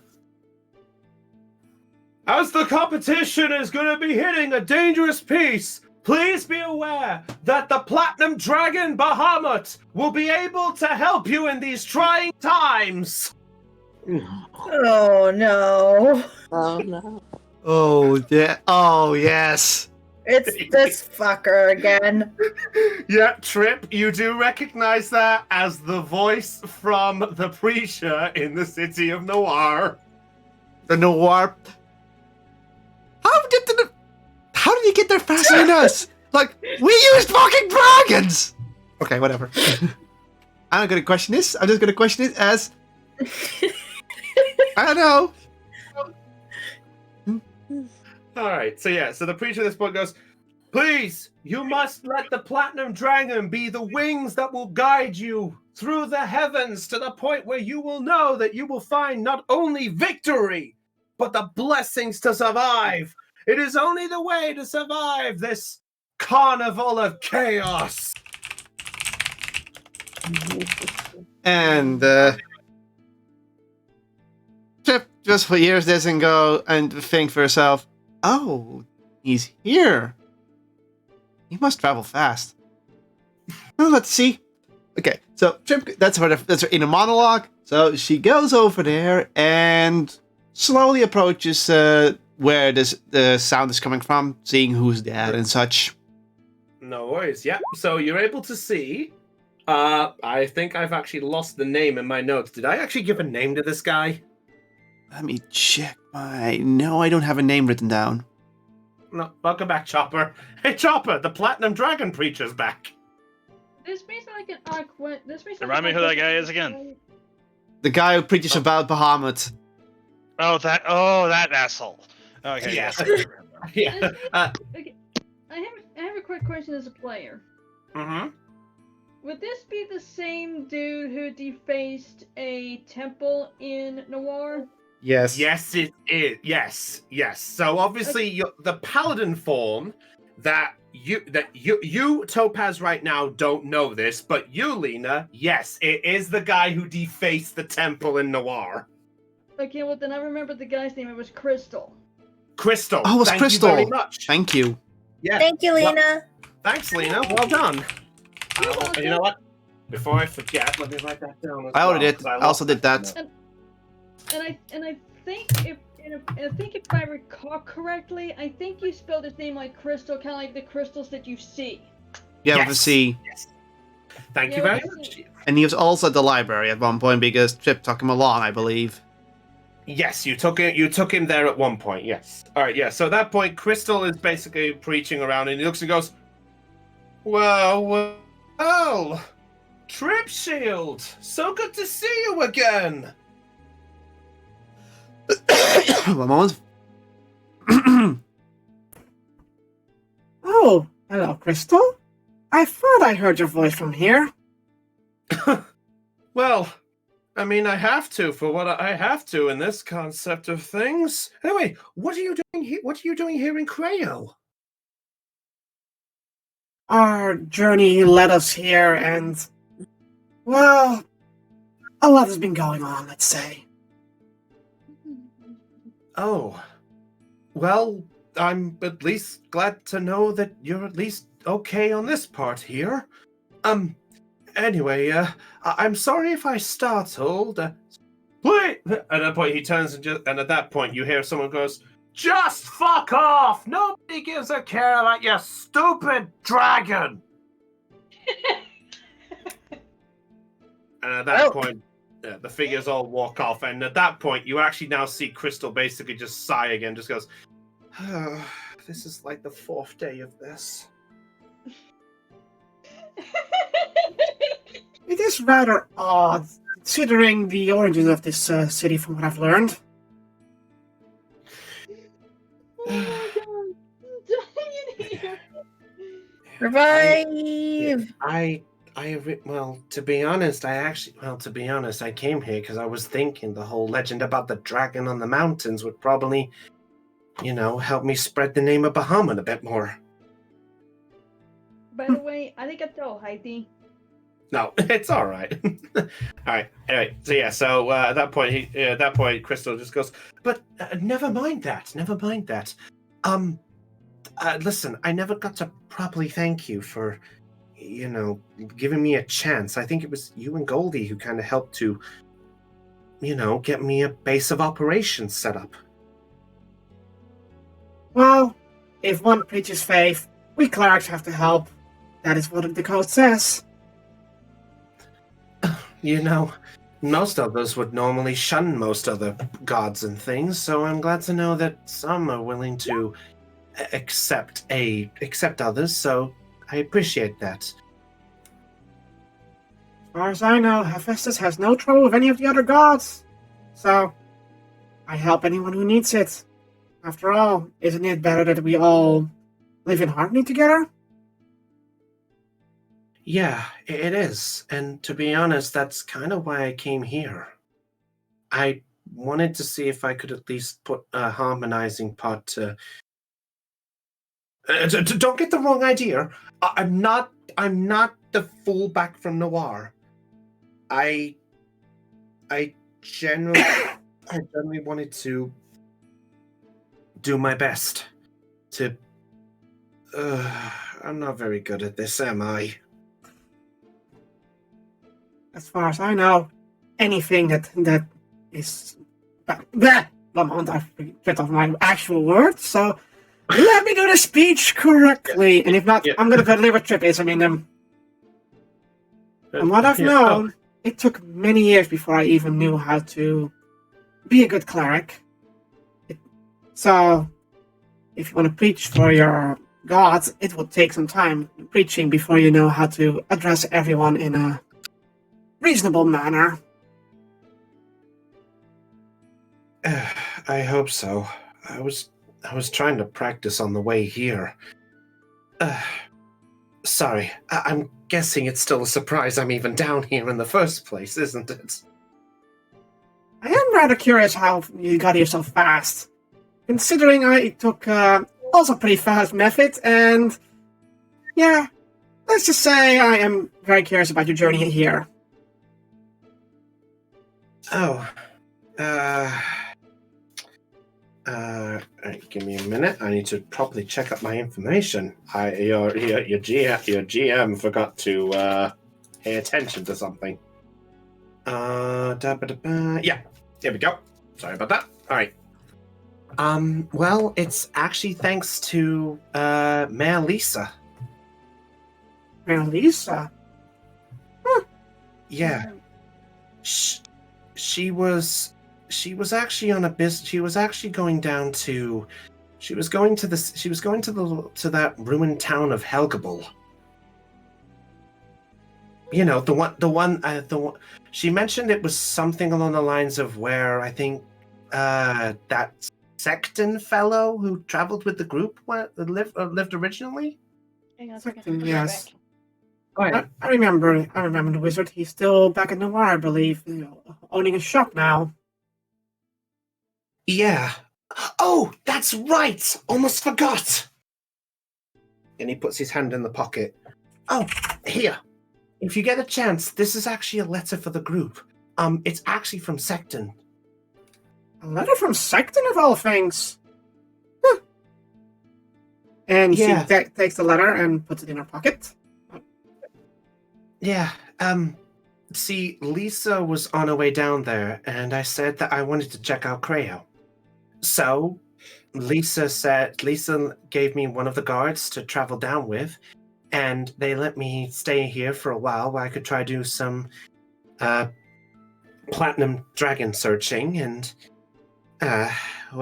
you can see the results. I was going to be leaving after the competition ends, that festive of the fist thing. Yeah. We still have some unfinished business after the Fest of the Fist here. I see. And he can pretty much notice that Trip is a bit bothered by that. Alright. Are you trying to hide it on purpose, or are you trying to... No, she's not trying to hide. She's clearly showing it in some sort of way, subconsciously, so she's not trying to hide it. Okay. Alright. He sort of looks at you with a sort of concerned look and goes, "Are you okay?" Well, I wish I could say I was perfectly okay, but... And she just looks down and she's like, thoughts from what the thing to say to tell this person. Yeah. No worries. Crystal at that point just goes, "It's okay.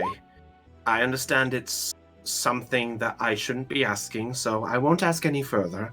But just know that I think if Lisa was here, she would probably be wanting to say, try keep the chin up as best you can. I try that indeed.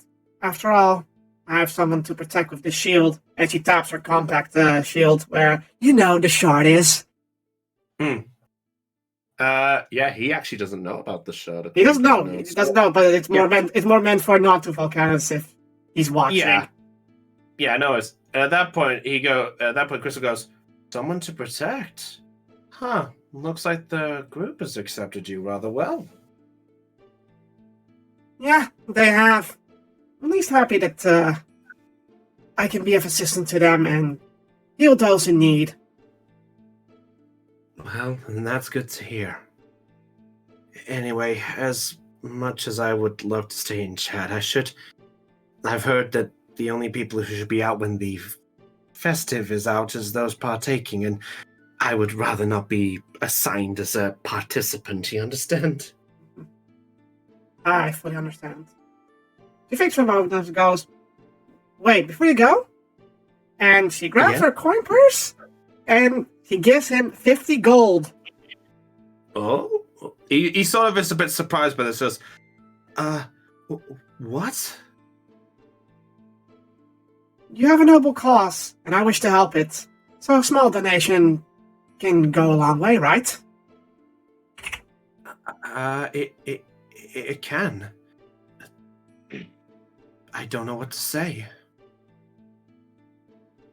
Do not worry about it. Use it for the best of everyone in the world. Help your goal out, and use it wisely. Thank you, Trip.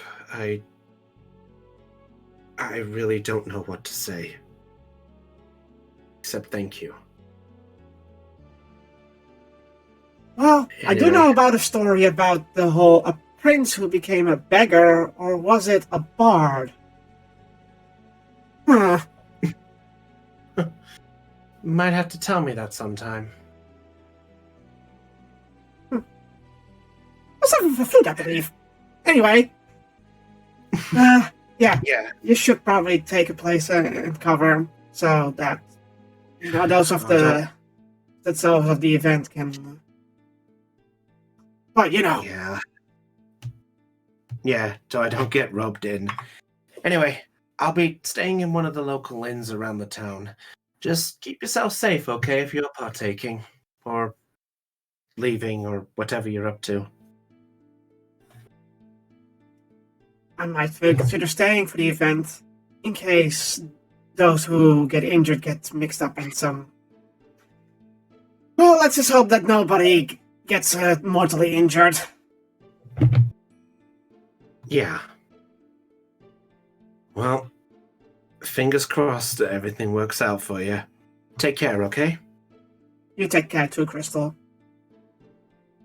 And he gives a wave and he makes his way across the plaza. There's a few people who are sort of looking around and just looking, and they're looking back at you, and they'll begin to disperse a little bit and such. So it's up to you what you want to do at this point.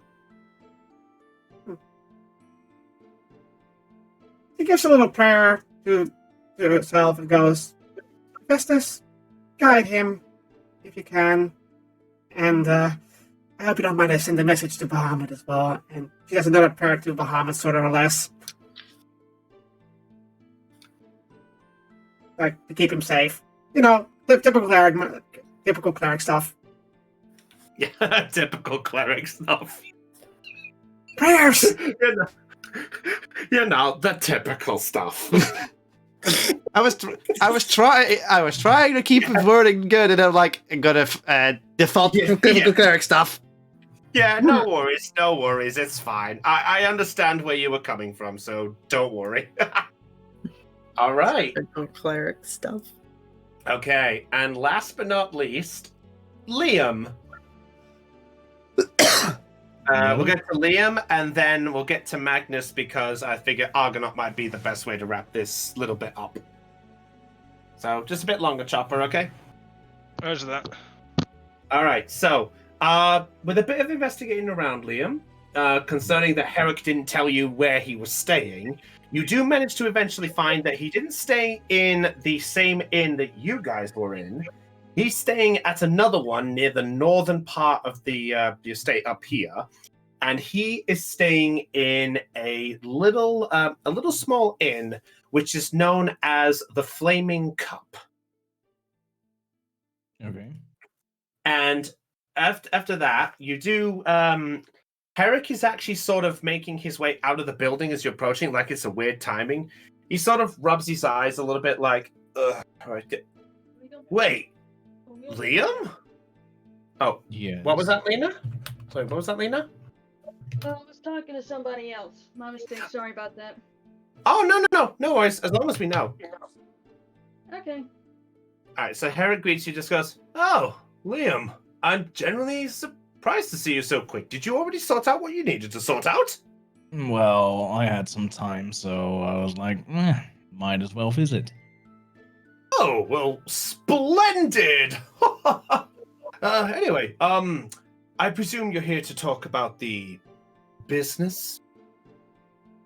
Indeed. Anyway, you know what? Why don't you? I was actually just gonna go grab a quick drink. Actually, you know what? I was gonna go out to the tavern, but maybe we could get one in here. You get to join me?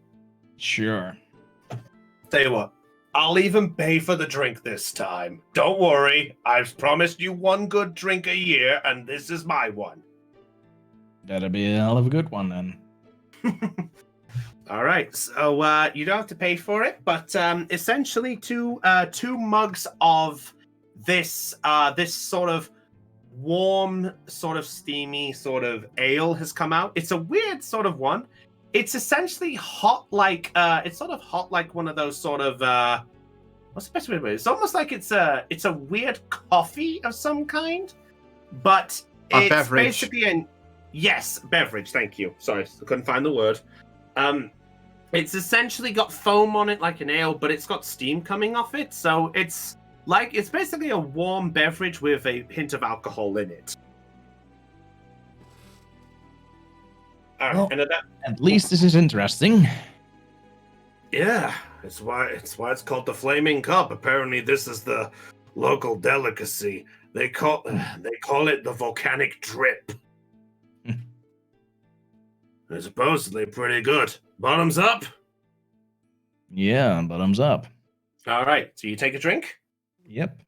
Okay, Constitution saving throw for me, please. Here we go. You know what? I'm gonna roll for Herrick as well. Eh. Oof. All right. Okay. So this is kind of a new experience for you. You're used to drinking the usual style ales that have their traditional sort of flavors. This one is a little bit hotter. You do manage to guzzle it down, but not as much as you normally would go like for your traditional ale. But it does leave a nice warm feeling in your throat, but it's sort of like that sort of you're beginning to feel a bit parched, but not. You begin to feel like dry mouth is basically the expression. Herrick drinks a bit more than you and goes, "Oh, that's the stuff." Yeah, it's stuff. So, he sort of puts the glass down and then puts his arms on the table, hands on underneath his chin, and he looks at you and goes, "So, Liam, I actually need a personal favor, actually. Go on. You know the medal for your, companion? Yeah. The truth is, I didn't acquire it properly.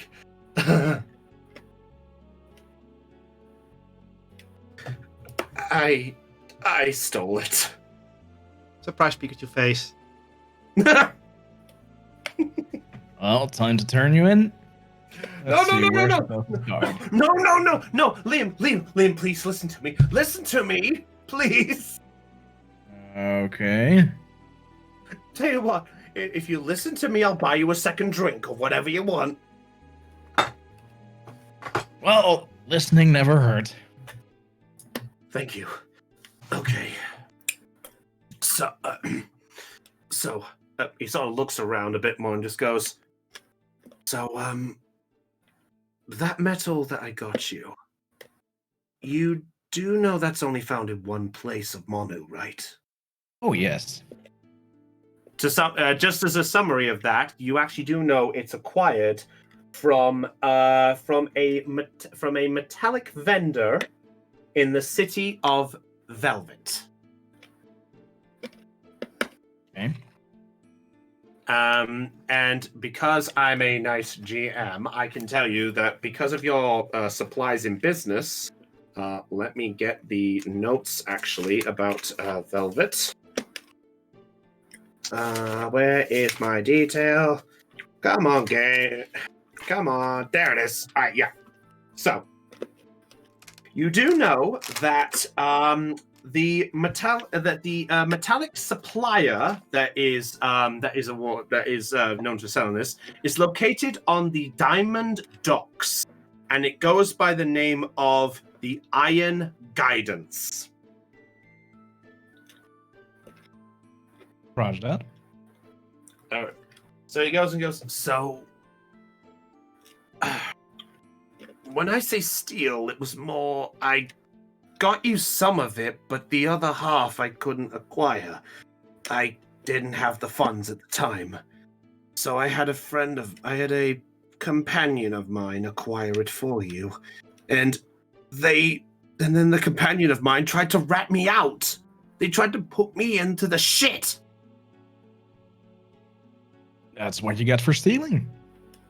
It's not, well, it was either that or you didn't get your... So he goes, sorry, indoor voice. Basically, Liam, I need your help to get the person who put me in this. And I know where he is. And then you're going to reimburse where you got it from. Yes, that's the idea. But I figured if I didn't go back to Velvet with this guy in my custody for this, chances are that I probably wouldn't be able to get anywhere ever again. I mean, I need to make a buck as much as everyone else does. For you. Yes. That's why we don't steal. That's why we don't break the law, you dummy. God. I didn't want to lose you as a contract. What was I supposed to do? Do it legally. Ow! How do you proclaim that I could only get blooming half of you? You know what? That's not the discussion. No. Basically. Liam, please.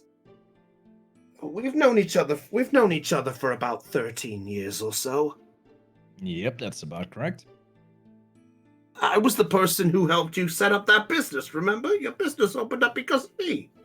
Mm-hmm. And I've spent a lot of money at your place, so I guess that would make it even.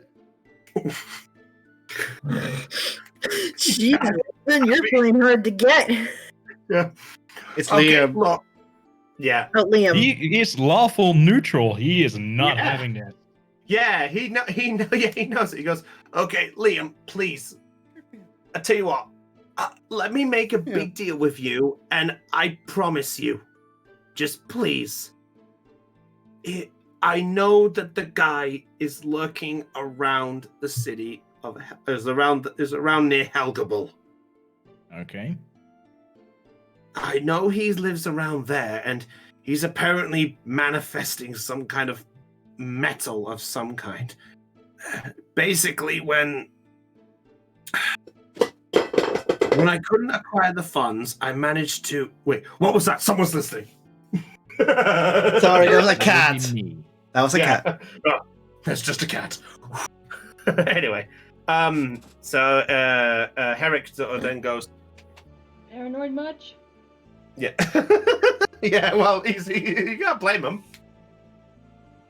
So Herrick at this point, he sort of looks and goes, the figure who I managed to get help with said he was part of a small group of people who could probably help acquire it. and I didn't want to get into the trouble. But I know where the guy is, and we can make him pay for having to put this on me. So, if you do this for me, you have my word, I'm not going to rip you off or rip off anyone else on this again. I'm begging you. Okay. Wait, you will? Well, yeah, if this means you're going to run a clean operation, that would put my mind at ease. Hey, I'm a clean guy. You know I am. This is just the one step back, and I just want to try and make the amends in whatever way I can. Look, I know I'm a guy who likes to earn the money in any way he can, but trust me, I'm not the type who puts people in the shit just because of it. No, not usually.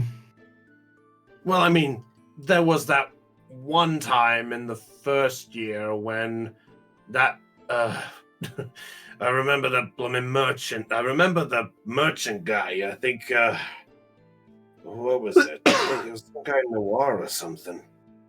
That creepy guy who was supposedly about like alchemy and merging things. Yeah. Wait. I remember now. It was something. It was basically this guy who wanted some materials from this bloomin' house or whatever. What was it? I think for a staff of some kind. Yeah, that idiot of a time. I could never get by that guy's creepiness. I mean, I still remember the screams of the way that he said he had something combining or whatever, but that's another story. But anyway, Liam, I ask you this kindly, but I appreciate you doing this. In fact, if you do this for me, as well as clean, there is a deal I could do for you. Okay, I'm listening. Oh, to be fair, I was already listening, but yeah, go on. I've managed to acquire something.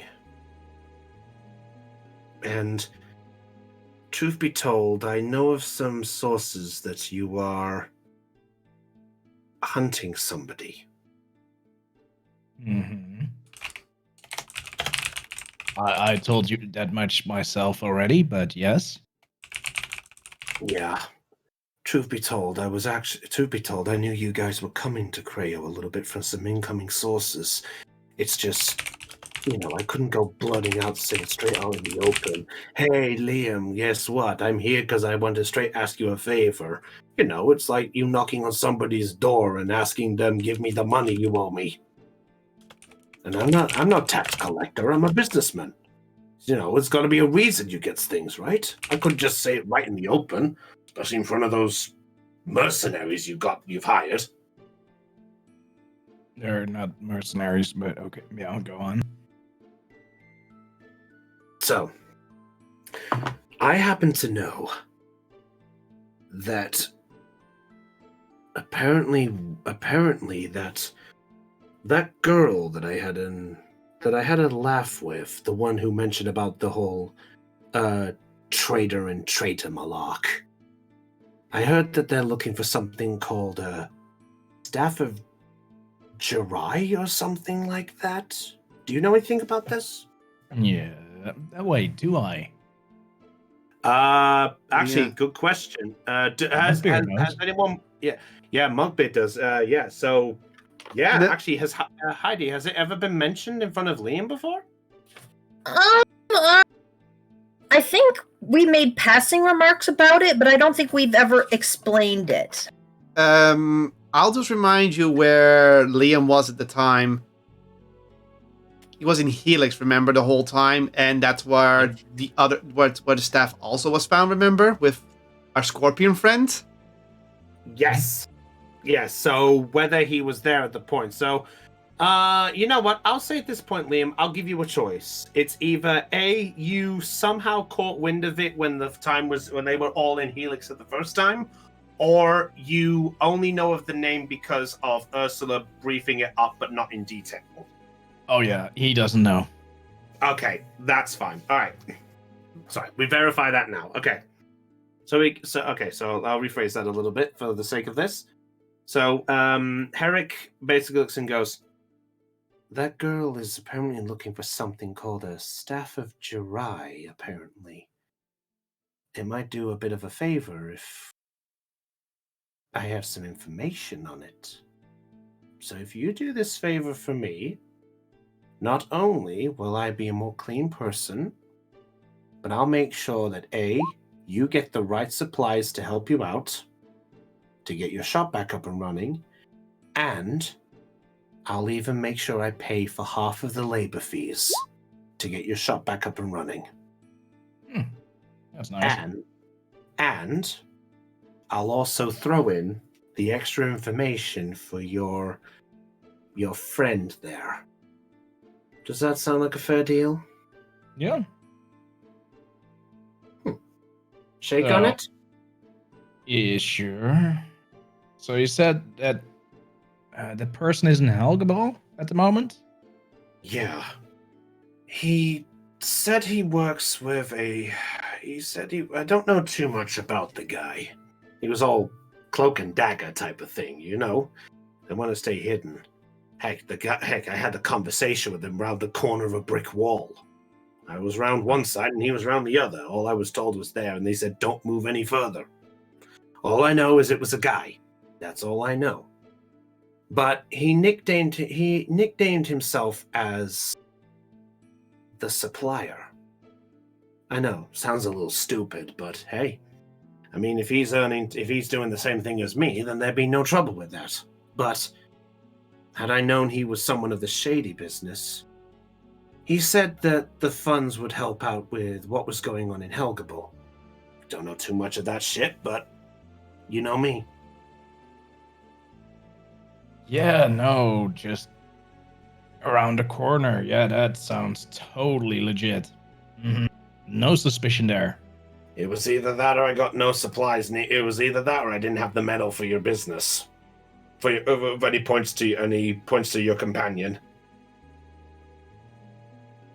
Okay, so in short, Helgebal, we've got the supplier and we don't really know who he is. I wish I had more information than that, but all I know is that's where he mostly sorts out his business. For what I gather, apparently half of that place is a bloomin' ruined mess, so it's not like it's as large as Creo. Yeah. Well, next time I'm there, I'll check it out. Oh, thank you. Thank you, Liam. Seriously, you're doing me a big favor, and I promise I'll make it up to you as soon as all this is done. Right. Anyway, you said you had your business still to sort out. Yeah, no. Yeah. I'll go check up on the others. All right. Well, thanks for the drink. You owe me one more at some point, but we'll figure it out. Tell you what, sort out this mess, and we will confirm the full deal when you get back and sort out this mess. Sure thing. And that will be the drink we'll do as a celebratory. Sound fair? Yeah, where would I find you, or do you have any means for me to contact you? Because usual way doesn't work because my workshop's gone. Oh, right, yeah. Let's see. He looks around, and he begins to shuffle around in his pockets, and he pulls out a small piece of paper. Well, I actually do have a small little place that might help out. I tend to stick around as best as I can. It's in the city of Solstice. For the sake of the map, you might have the map shown up on your screen, guys. Mm-hmm. Yeah. So you can see that Solstice is south of Hope Key. Yeah, I've been there a few times. Yep. Yeah, if to sum it up, that was the place where Zelion, Mugbeard, and Trip. Chipshield Trip. Yeah, Trip, Mug, and Zelion all had the encounter there, and also it was where Mugbeard started preaching. Yep. I remember that. Yep. You didn't get a chance to explore the city too much because you rushed your way to Jing to meet up with the others, so that's the info of that. Oh yeah, didn't I buy my flute there? Yes, you did. Yay. Yeah. So hope that helps. And So yeah, that's he how goes, you heard about some rumors. Yeah, I know. That's in my notes. So he basically goes, in Solstice, there's a figure that likes to hang around the central plaza. He wears a yellow and black hat. If you go up to him and say, I need ends to be met, he'll get my attention and I'll come to you. Okay. And if he asks for a name, just say Herrick Grey needs some pay.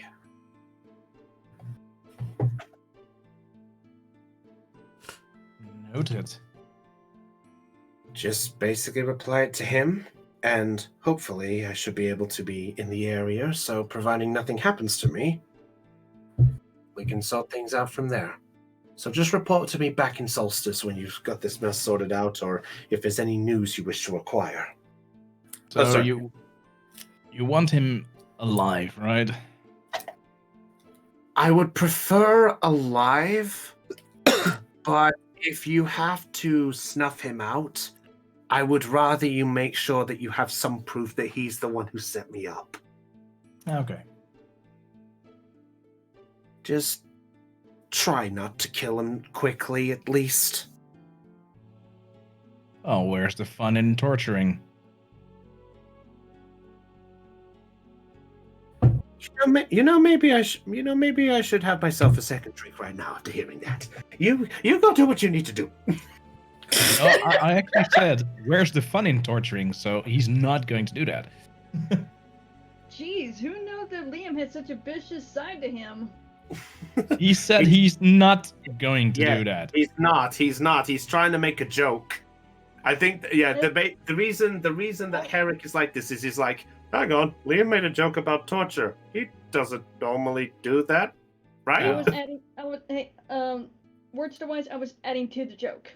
My apologies. Sorry. Question that. It's no big deal.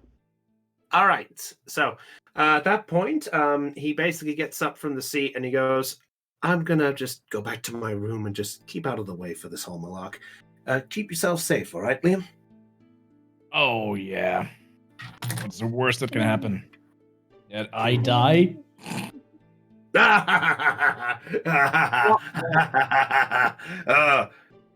Please don't. Yeah, you'd lose a lot of revenue, I know.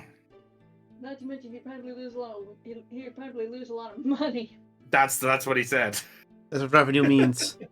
Yeah, revenue is income for a business. Yep. Okay, gotcha.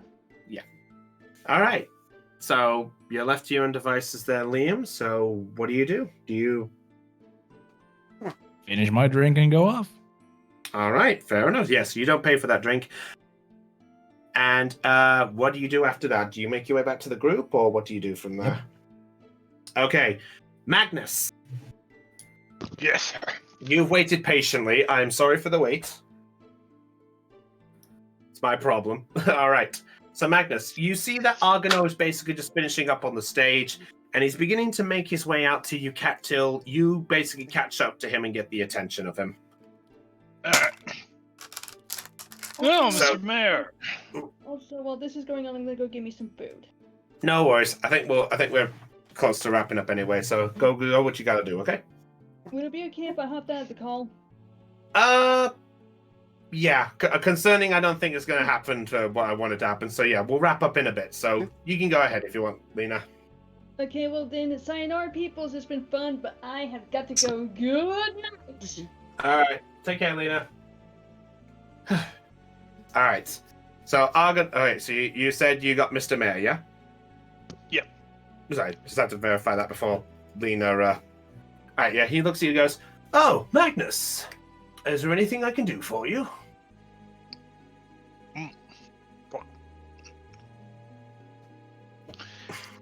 This wasn't really what we agreed to. Like, the whole town. I thought we were supposed to go out in the mountains in general. You are. The only reason I came up with this idea was I figured that this was a way, that way nobody could follow you as you were making your way out. Remember, if people are out on the field and they're hunting for things, there's a chance you could be spotted by them. True, but you didn't think to warn us first? Well, I'm sorry. It's my habit of the competition.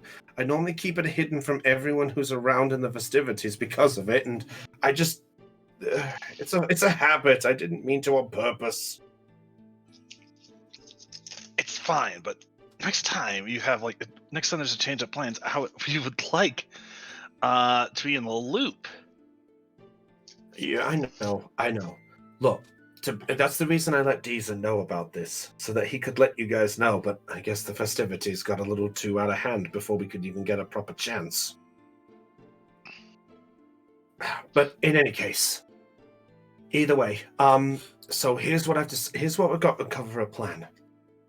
The west entrance is going to have the less amount of guards to begin with, because I figured that would be your post. So, you guys will make your way outside. Out there, you will have the leader of the guards out there. He said he's willing to keep an eye on things, and he'll do his best to keep an eye on the west entrance while you guys make your way up to the mountains best as possible. No, based on how things have gone and what this sudden arrangement of mine is going to provide, I would say you probably have the maximum amount of time of maybe like 5 hours, 6 hours best to try to do what you can before the festivities will begin to die down. If you guys aren't back, then the people might wonder what's going on and figure why you've gone missing. Tell me, I actually have a question for you.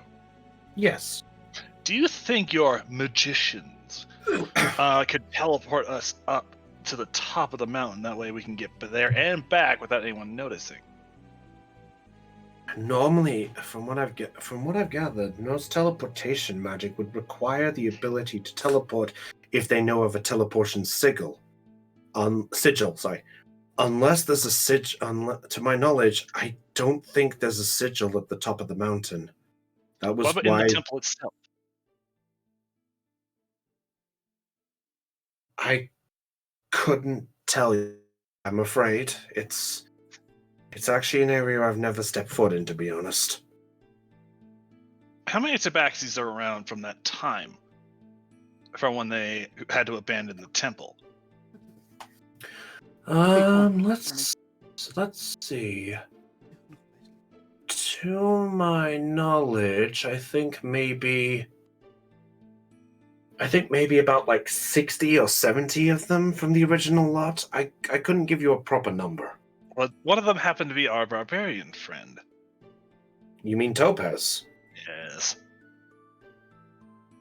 She is, but whether normally the temple area, normally from what I've gathered, the temple is normally disclosed except for the leader and the ones that the leader truly supports. Unfortunately, since the leader is no longer alive, I couldn't say exactly who they trusted, so I don't know too much about that, I'm afraid, Magnus. I have an idea. Get one of your... You saw how they your magician friends disappeared, like teleported away from the stage once they were done, right? You mean the Cloak Collective? Yes. Yes, but they didn't No, I can't say too much of this because I said I would keep it quiet, and that was the deal, but... My theory is that if they can get us at least close to the top, that would save us some time. And also, if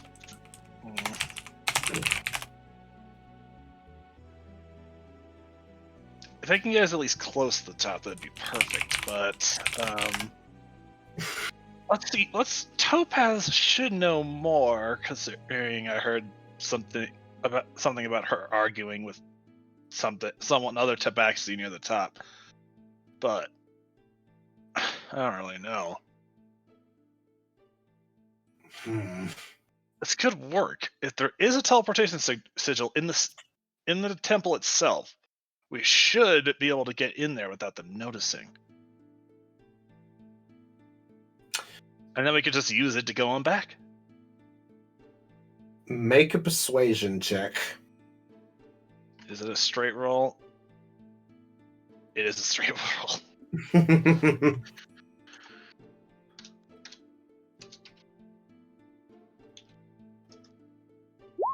15. 15, okay. He looks at you for a brief moment. He ponders a bit more. And he looks around a bit.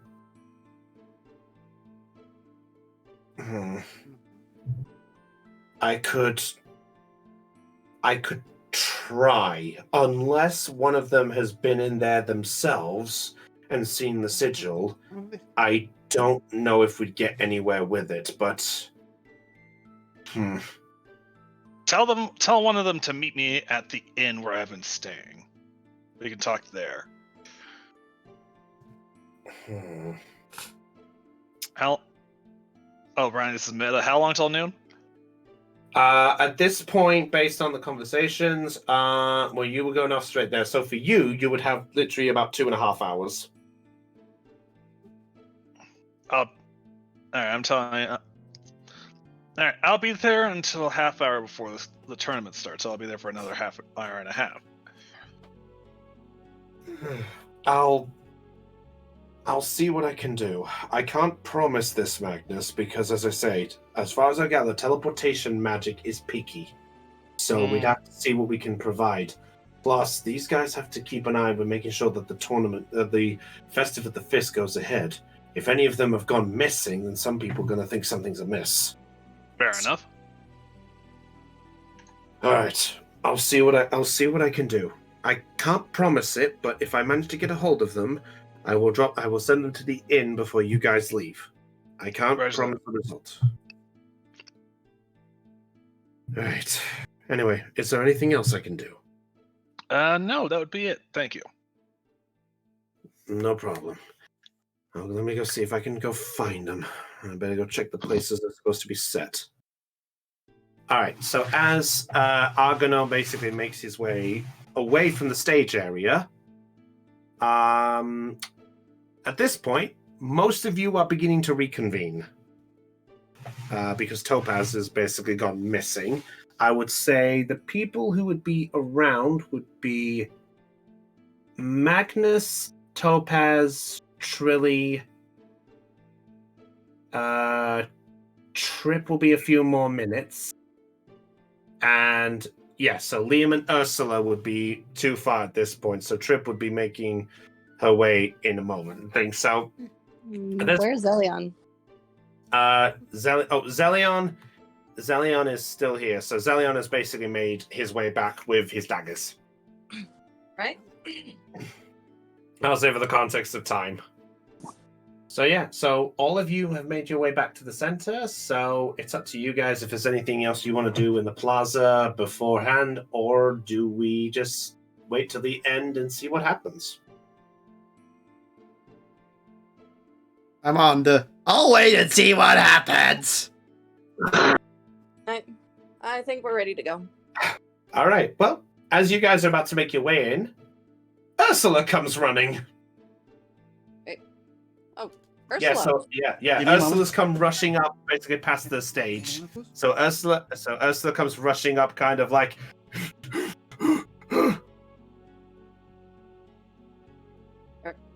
Ursula, are you okay?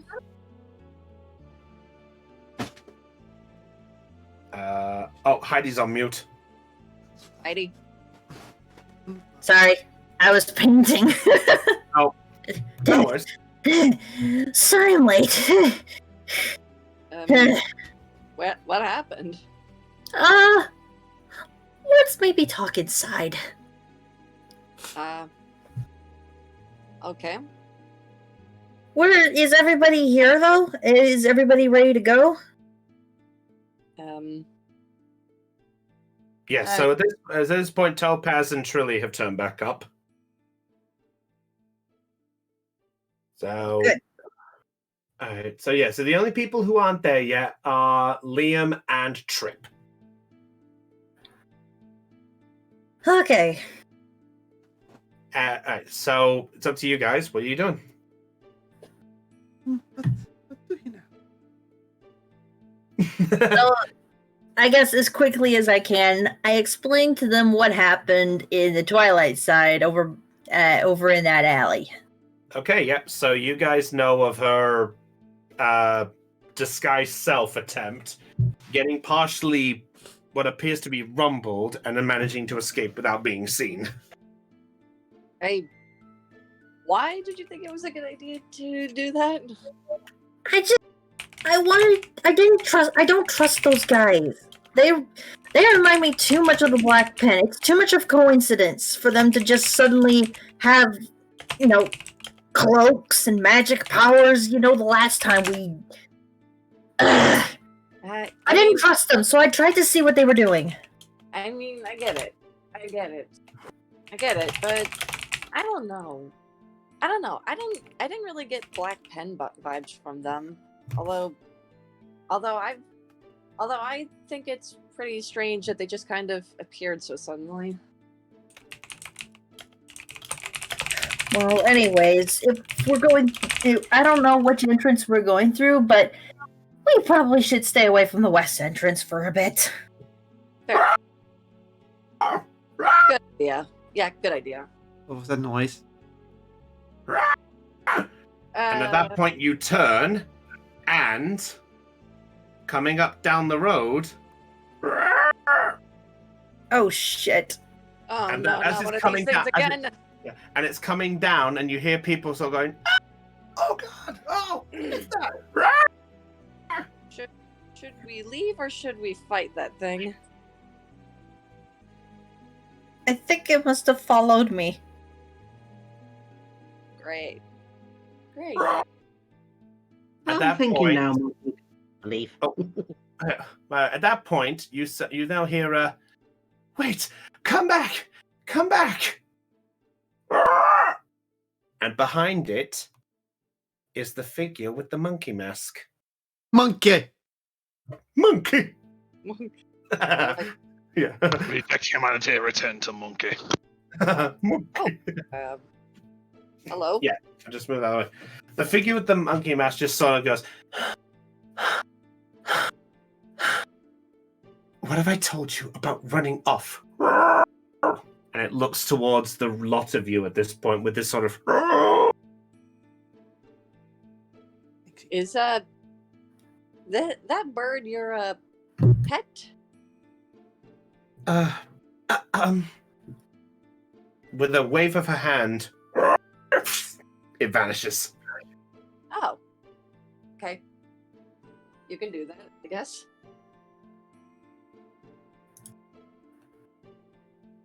Well, there goes that surprise. I guess I'll have to bring out another one.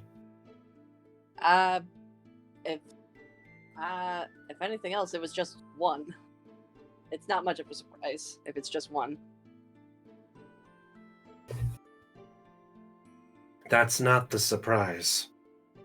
And that the figure. Give me a second.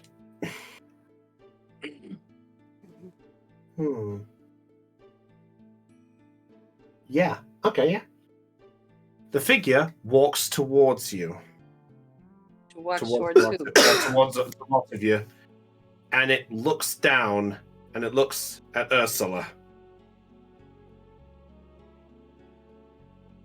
I try and keep a straight face. Just a little tip. The next time, only someone would truly know the words of our special hello. And not to mention, and she points to her hand as she raises it up, and her glove is generating a small blue glow. And she basically replies and goes, just be aware on who you sneak on, especially those that are able to track footsteps. I thought that thing was following my scent rather than in footsteps. Oh. What? My beast? Now, unfortunately, he's more capable of hearing rather than seeing and smelling. Mm. So as you were running, he picked up on your footsteps. I just followed the rest of the trail.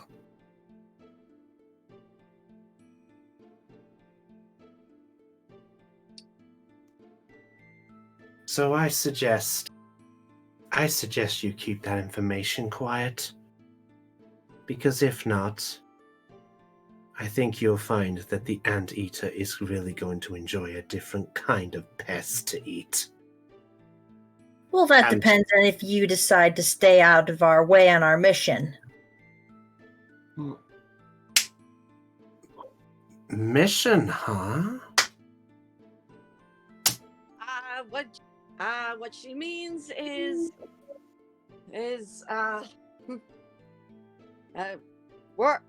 we're on a personal quest. A personal quest. Like this. Roll a deception check. All right.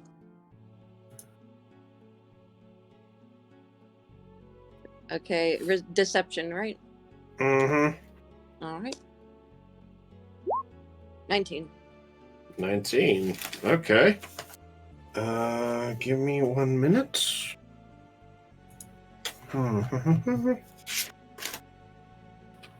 Did I not? Wait, did I not write this down? God damn it. God damn it, I write something. Sorry, I had something written down and I've lost it. Don't you just hate when that happens? Yeah. For me, it's walking through a door and not forgetting exactly what I was trying to do. Yeah, I know that feeling. All right, yeah. So at this point, 19, the figure just looks and just goes, very well. You must be committed if it's that, but just know this. You don't get anywhere by spying on people who are not resorted in any part of your path, because eventually you may end up having them join your path in not the best outcome. Right.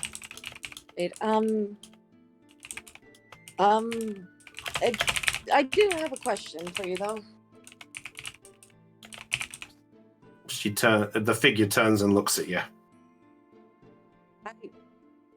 I mean, pardon me if I sound ignorant, but I don't think I've ever seen or heard of your group before. I don't think any of us have. So, do you mind if it's not too provided you can give it, provided you're allowed to tell us, could you tell us more about what you guys can do? Or who you are, at least? Make a persuasion check with disadvantage. With disadvantage? Yeah. Well, concerning that she's angry at your group because one of your group did technically spy on them. Okay, persuasion with disadvantage. Yes. Okay. I'd love to see if the nat 20 shows up. Oh, God. Oh, gosh. 26. Oh, no, disadvantage, so it's the 12. I know, but it was at least the second Yeah. one was 20s. So the figure looks at you with a crossed arm look. Not that you can see the eyes, but all you just get is the only thing you need to know is that we are powerful, and our name is all you have. That's all Fair. you need to know. All right. Fair. Fair. We'll just be on our way then. Good. Oh, and just know this. If your group chooses to tackle my challenge, I hope you're ready for the highest level, because you've generally annoyed me. And she walks off. Oh boy. Oh, that's good for Tripshield, who wasn't there. No. Once, Magnus was the one that caused all the issues. Yeah, at that point, Trip, you just turn up. As well as Liam. Hello, hello. Topaz looks at you. Topaz looks at you and just goes, "Well, look who turned up literally just after the fun had just happened." Yeah. Aw, I missed fun. Yeah, Ursula basically decided to go sneaking off after the cloaked figures. Triplings. That's all that comes out of her. You're going, a nice old,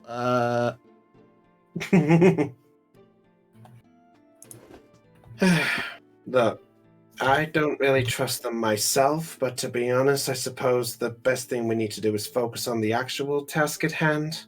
I mean, if they're shady enough, then I'm pretty sure that everyone else in the tournament is going to try to do something. I think the major importance is Trilly. I'm just gonna say this right now. If they're not working with the Black Pen, we may have unintentionally made another powerful enemy. Oh, good. I'll add it to the list. Well,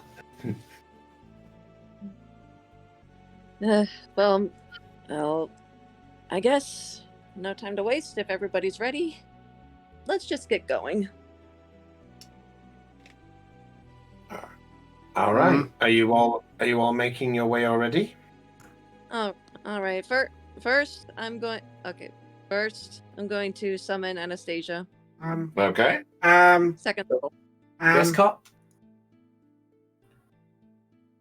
I'm not sure if we should leave. After all, have you seen the fear in the people's eyes when they heard about this? Yeah,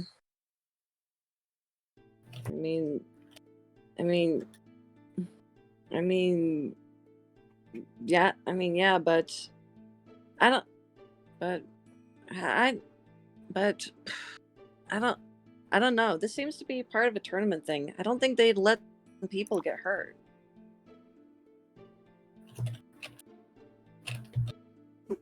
And, well, apparently a few years ago it went wrong, and, well, this is a nice way to get out undetected. I am still worried about the people. I mean, we're basically using them as a distraction and shield, and that doesn't sit right with me.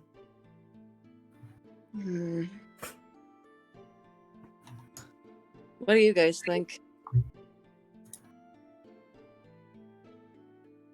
Yeah, moral quandaries. Unless you're at the place. Unless you're at the inn where Magnus is, I don't think I have anything to be part of this.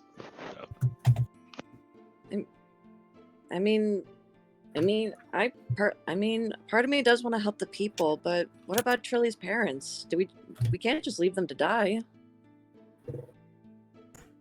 That is a problem, I know. But if something goes wrong and we're not here, then what?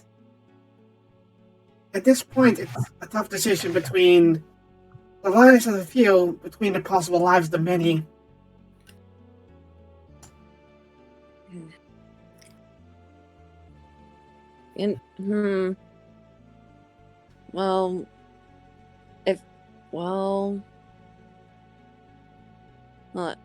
Actually, is Goldie still in the town? Yes. Yes. Sorry, Goldie is with you right now. Goldie's with you. What if one of us stays here in the town to at least make sure that the people are safe and okay? Well, Goldie raises a claw. If it's easier, I could do it. You sure about that, Goldie? Well, it's obvious you guys don't. I get the feeling I'm not exactly. I feel like I'm not exactly on the good terms after my curiosity. So I figured the least I could do is at least try to defend the town, if anything, and just keep an eye on things. Hopefully that can at least do better.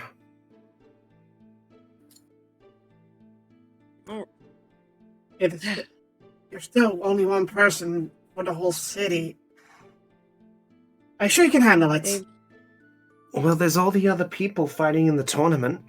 I mean, it's not like I'm without cure magic. I could always cure people if they're injured. That way, if anything does arise, I can always jump in and help them out if I have to. Yeah, that. You do make a good point. Trip is still clearly unsure about this. It's not helping. Okay. Well, I for one trust Goldie. I mean, sure, we've had some scrapes in the past, but deep down, she lives up to her name. She lives up to her name. She has a heart of gold. If anyone can take care of the people, she can. Goldie can. What do you guys say? I'm gonna wait for someone else to answer. Yeah. I'm waiting for other people to answer too. I mean, this shouldn't be just a Trip and Zelion talk. Yeah. Fair enough. We'll catch you afterwards then, Goldie. Okay. She turns and looks at you, Magnus. Magnus isn't there. Oh, Magnus is Wait, in the what? inn. Magnus is in the inn. Oh, Magnus went straight into the inn. Okay, fair enough. Okay. All right. She basically just sort of, all right, just pass on to Magnus what I'm doing, okay? Will do. Just be careful, please. Same to you. Okay. So Goldie sort of just stands to the side and thinks, so, are you guys all heading off already? Oh, we've kind of pick up Magnus. Oh yeah, that's right. Yeah, so Magnus is so what's Magnus doing in the inn? Has he already gone in because of the talk and then just didn't hear the coming back? He was waiting for Tabaxi to show up to tell him if there's a teleport circle there. No, more like one of the magicians. Yeah, which you just had one of them show up, but of course I wasn't. I thought you guys were outside. They were, but obviously, there was a chance of one, but they just shoot it off by mistake. All right, so I need to know: are you guys all waiting with Magnus, or what's the plan? All right. Is Anastasia summoned? Yes. Okay. I give her all the pets because she got blown up. Yeah. Yeah. I'm sorry, girl.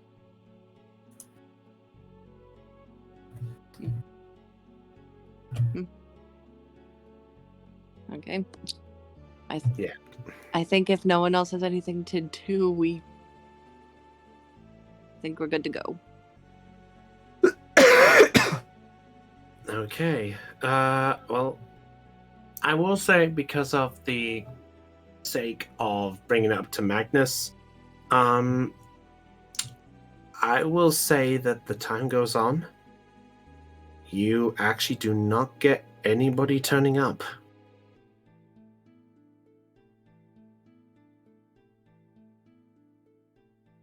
So, if that's the case, is is that the end of that and you guys are going off then, or? I think so. I mean, when Magnus Yep. goes, the Trip has to go because, well, Trip is the one who made the deal, so yeah. All right, so Magnus, you didn't get any response from the mayor showing back up, so it gets a bit to the time, and it's about half an hour before the event is fully to start.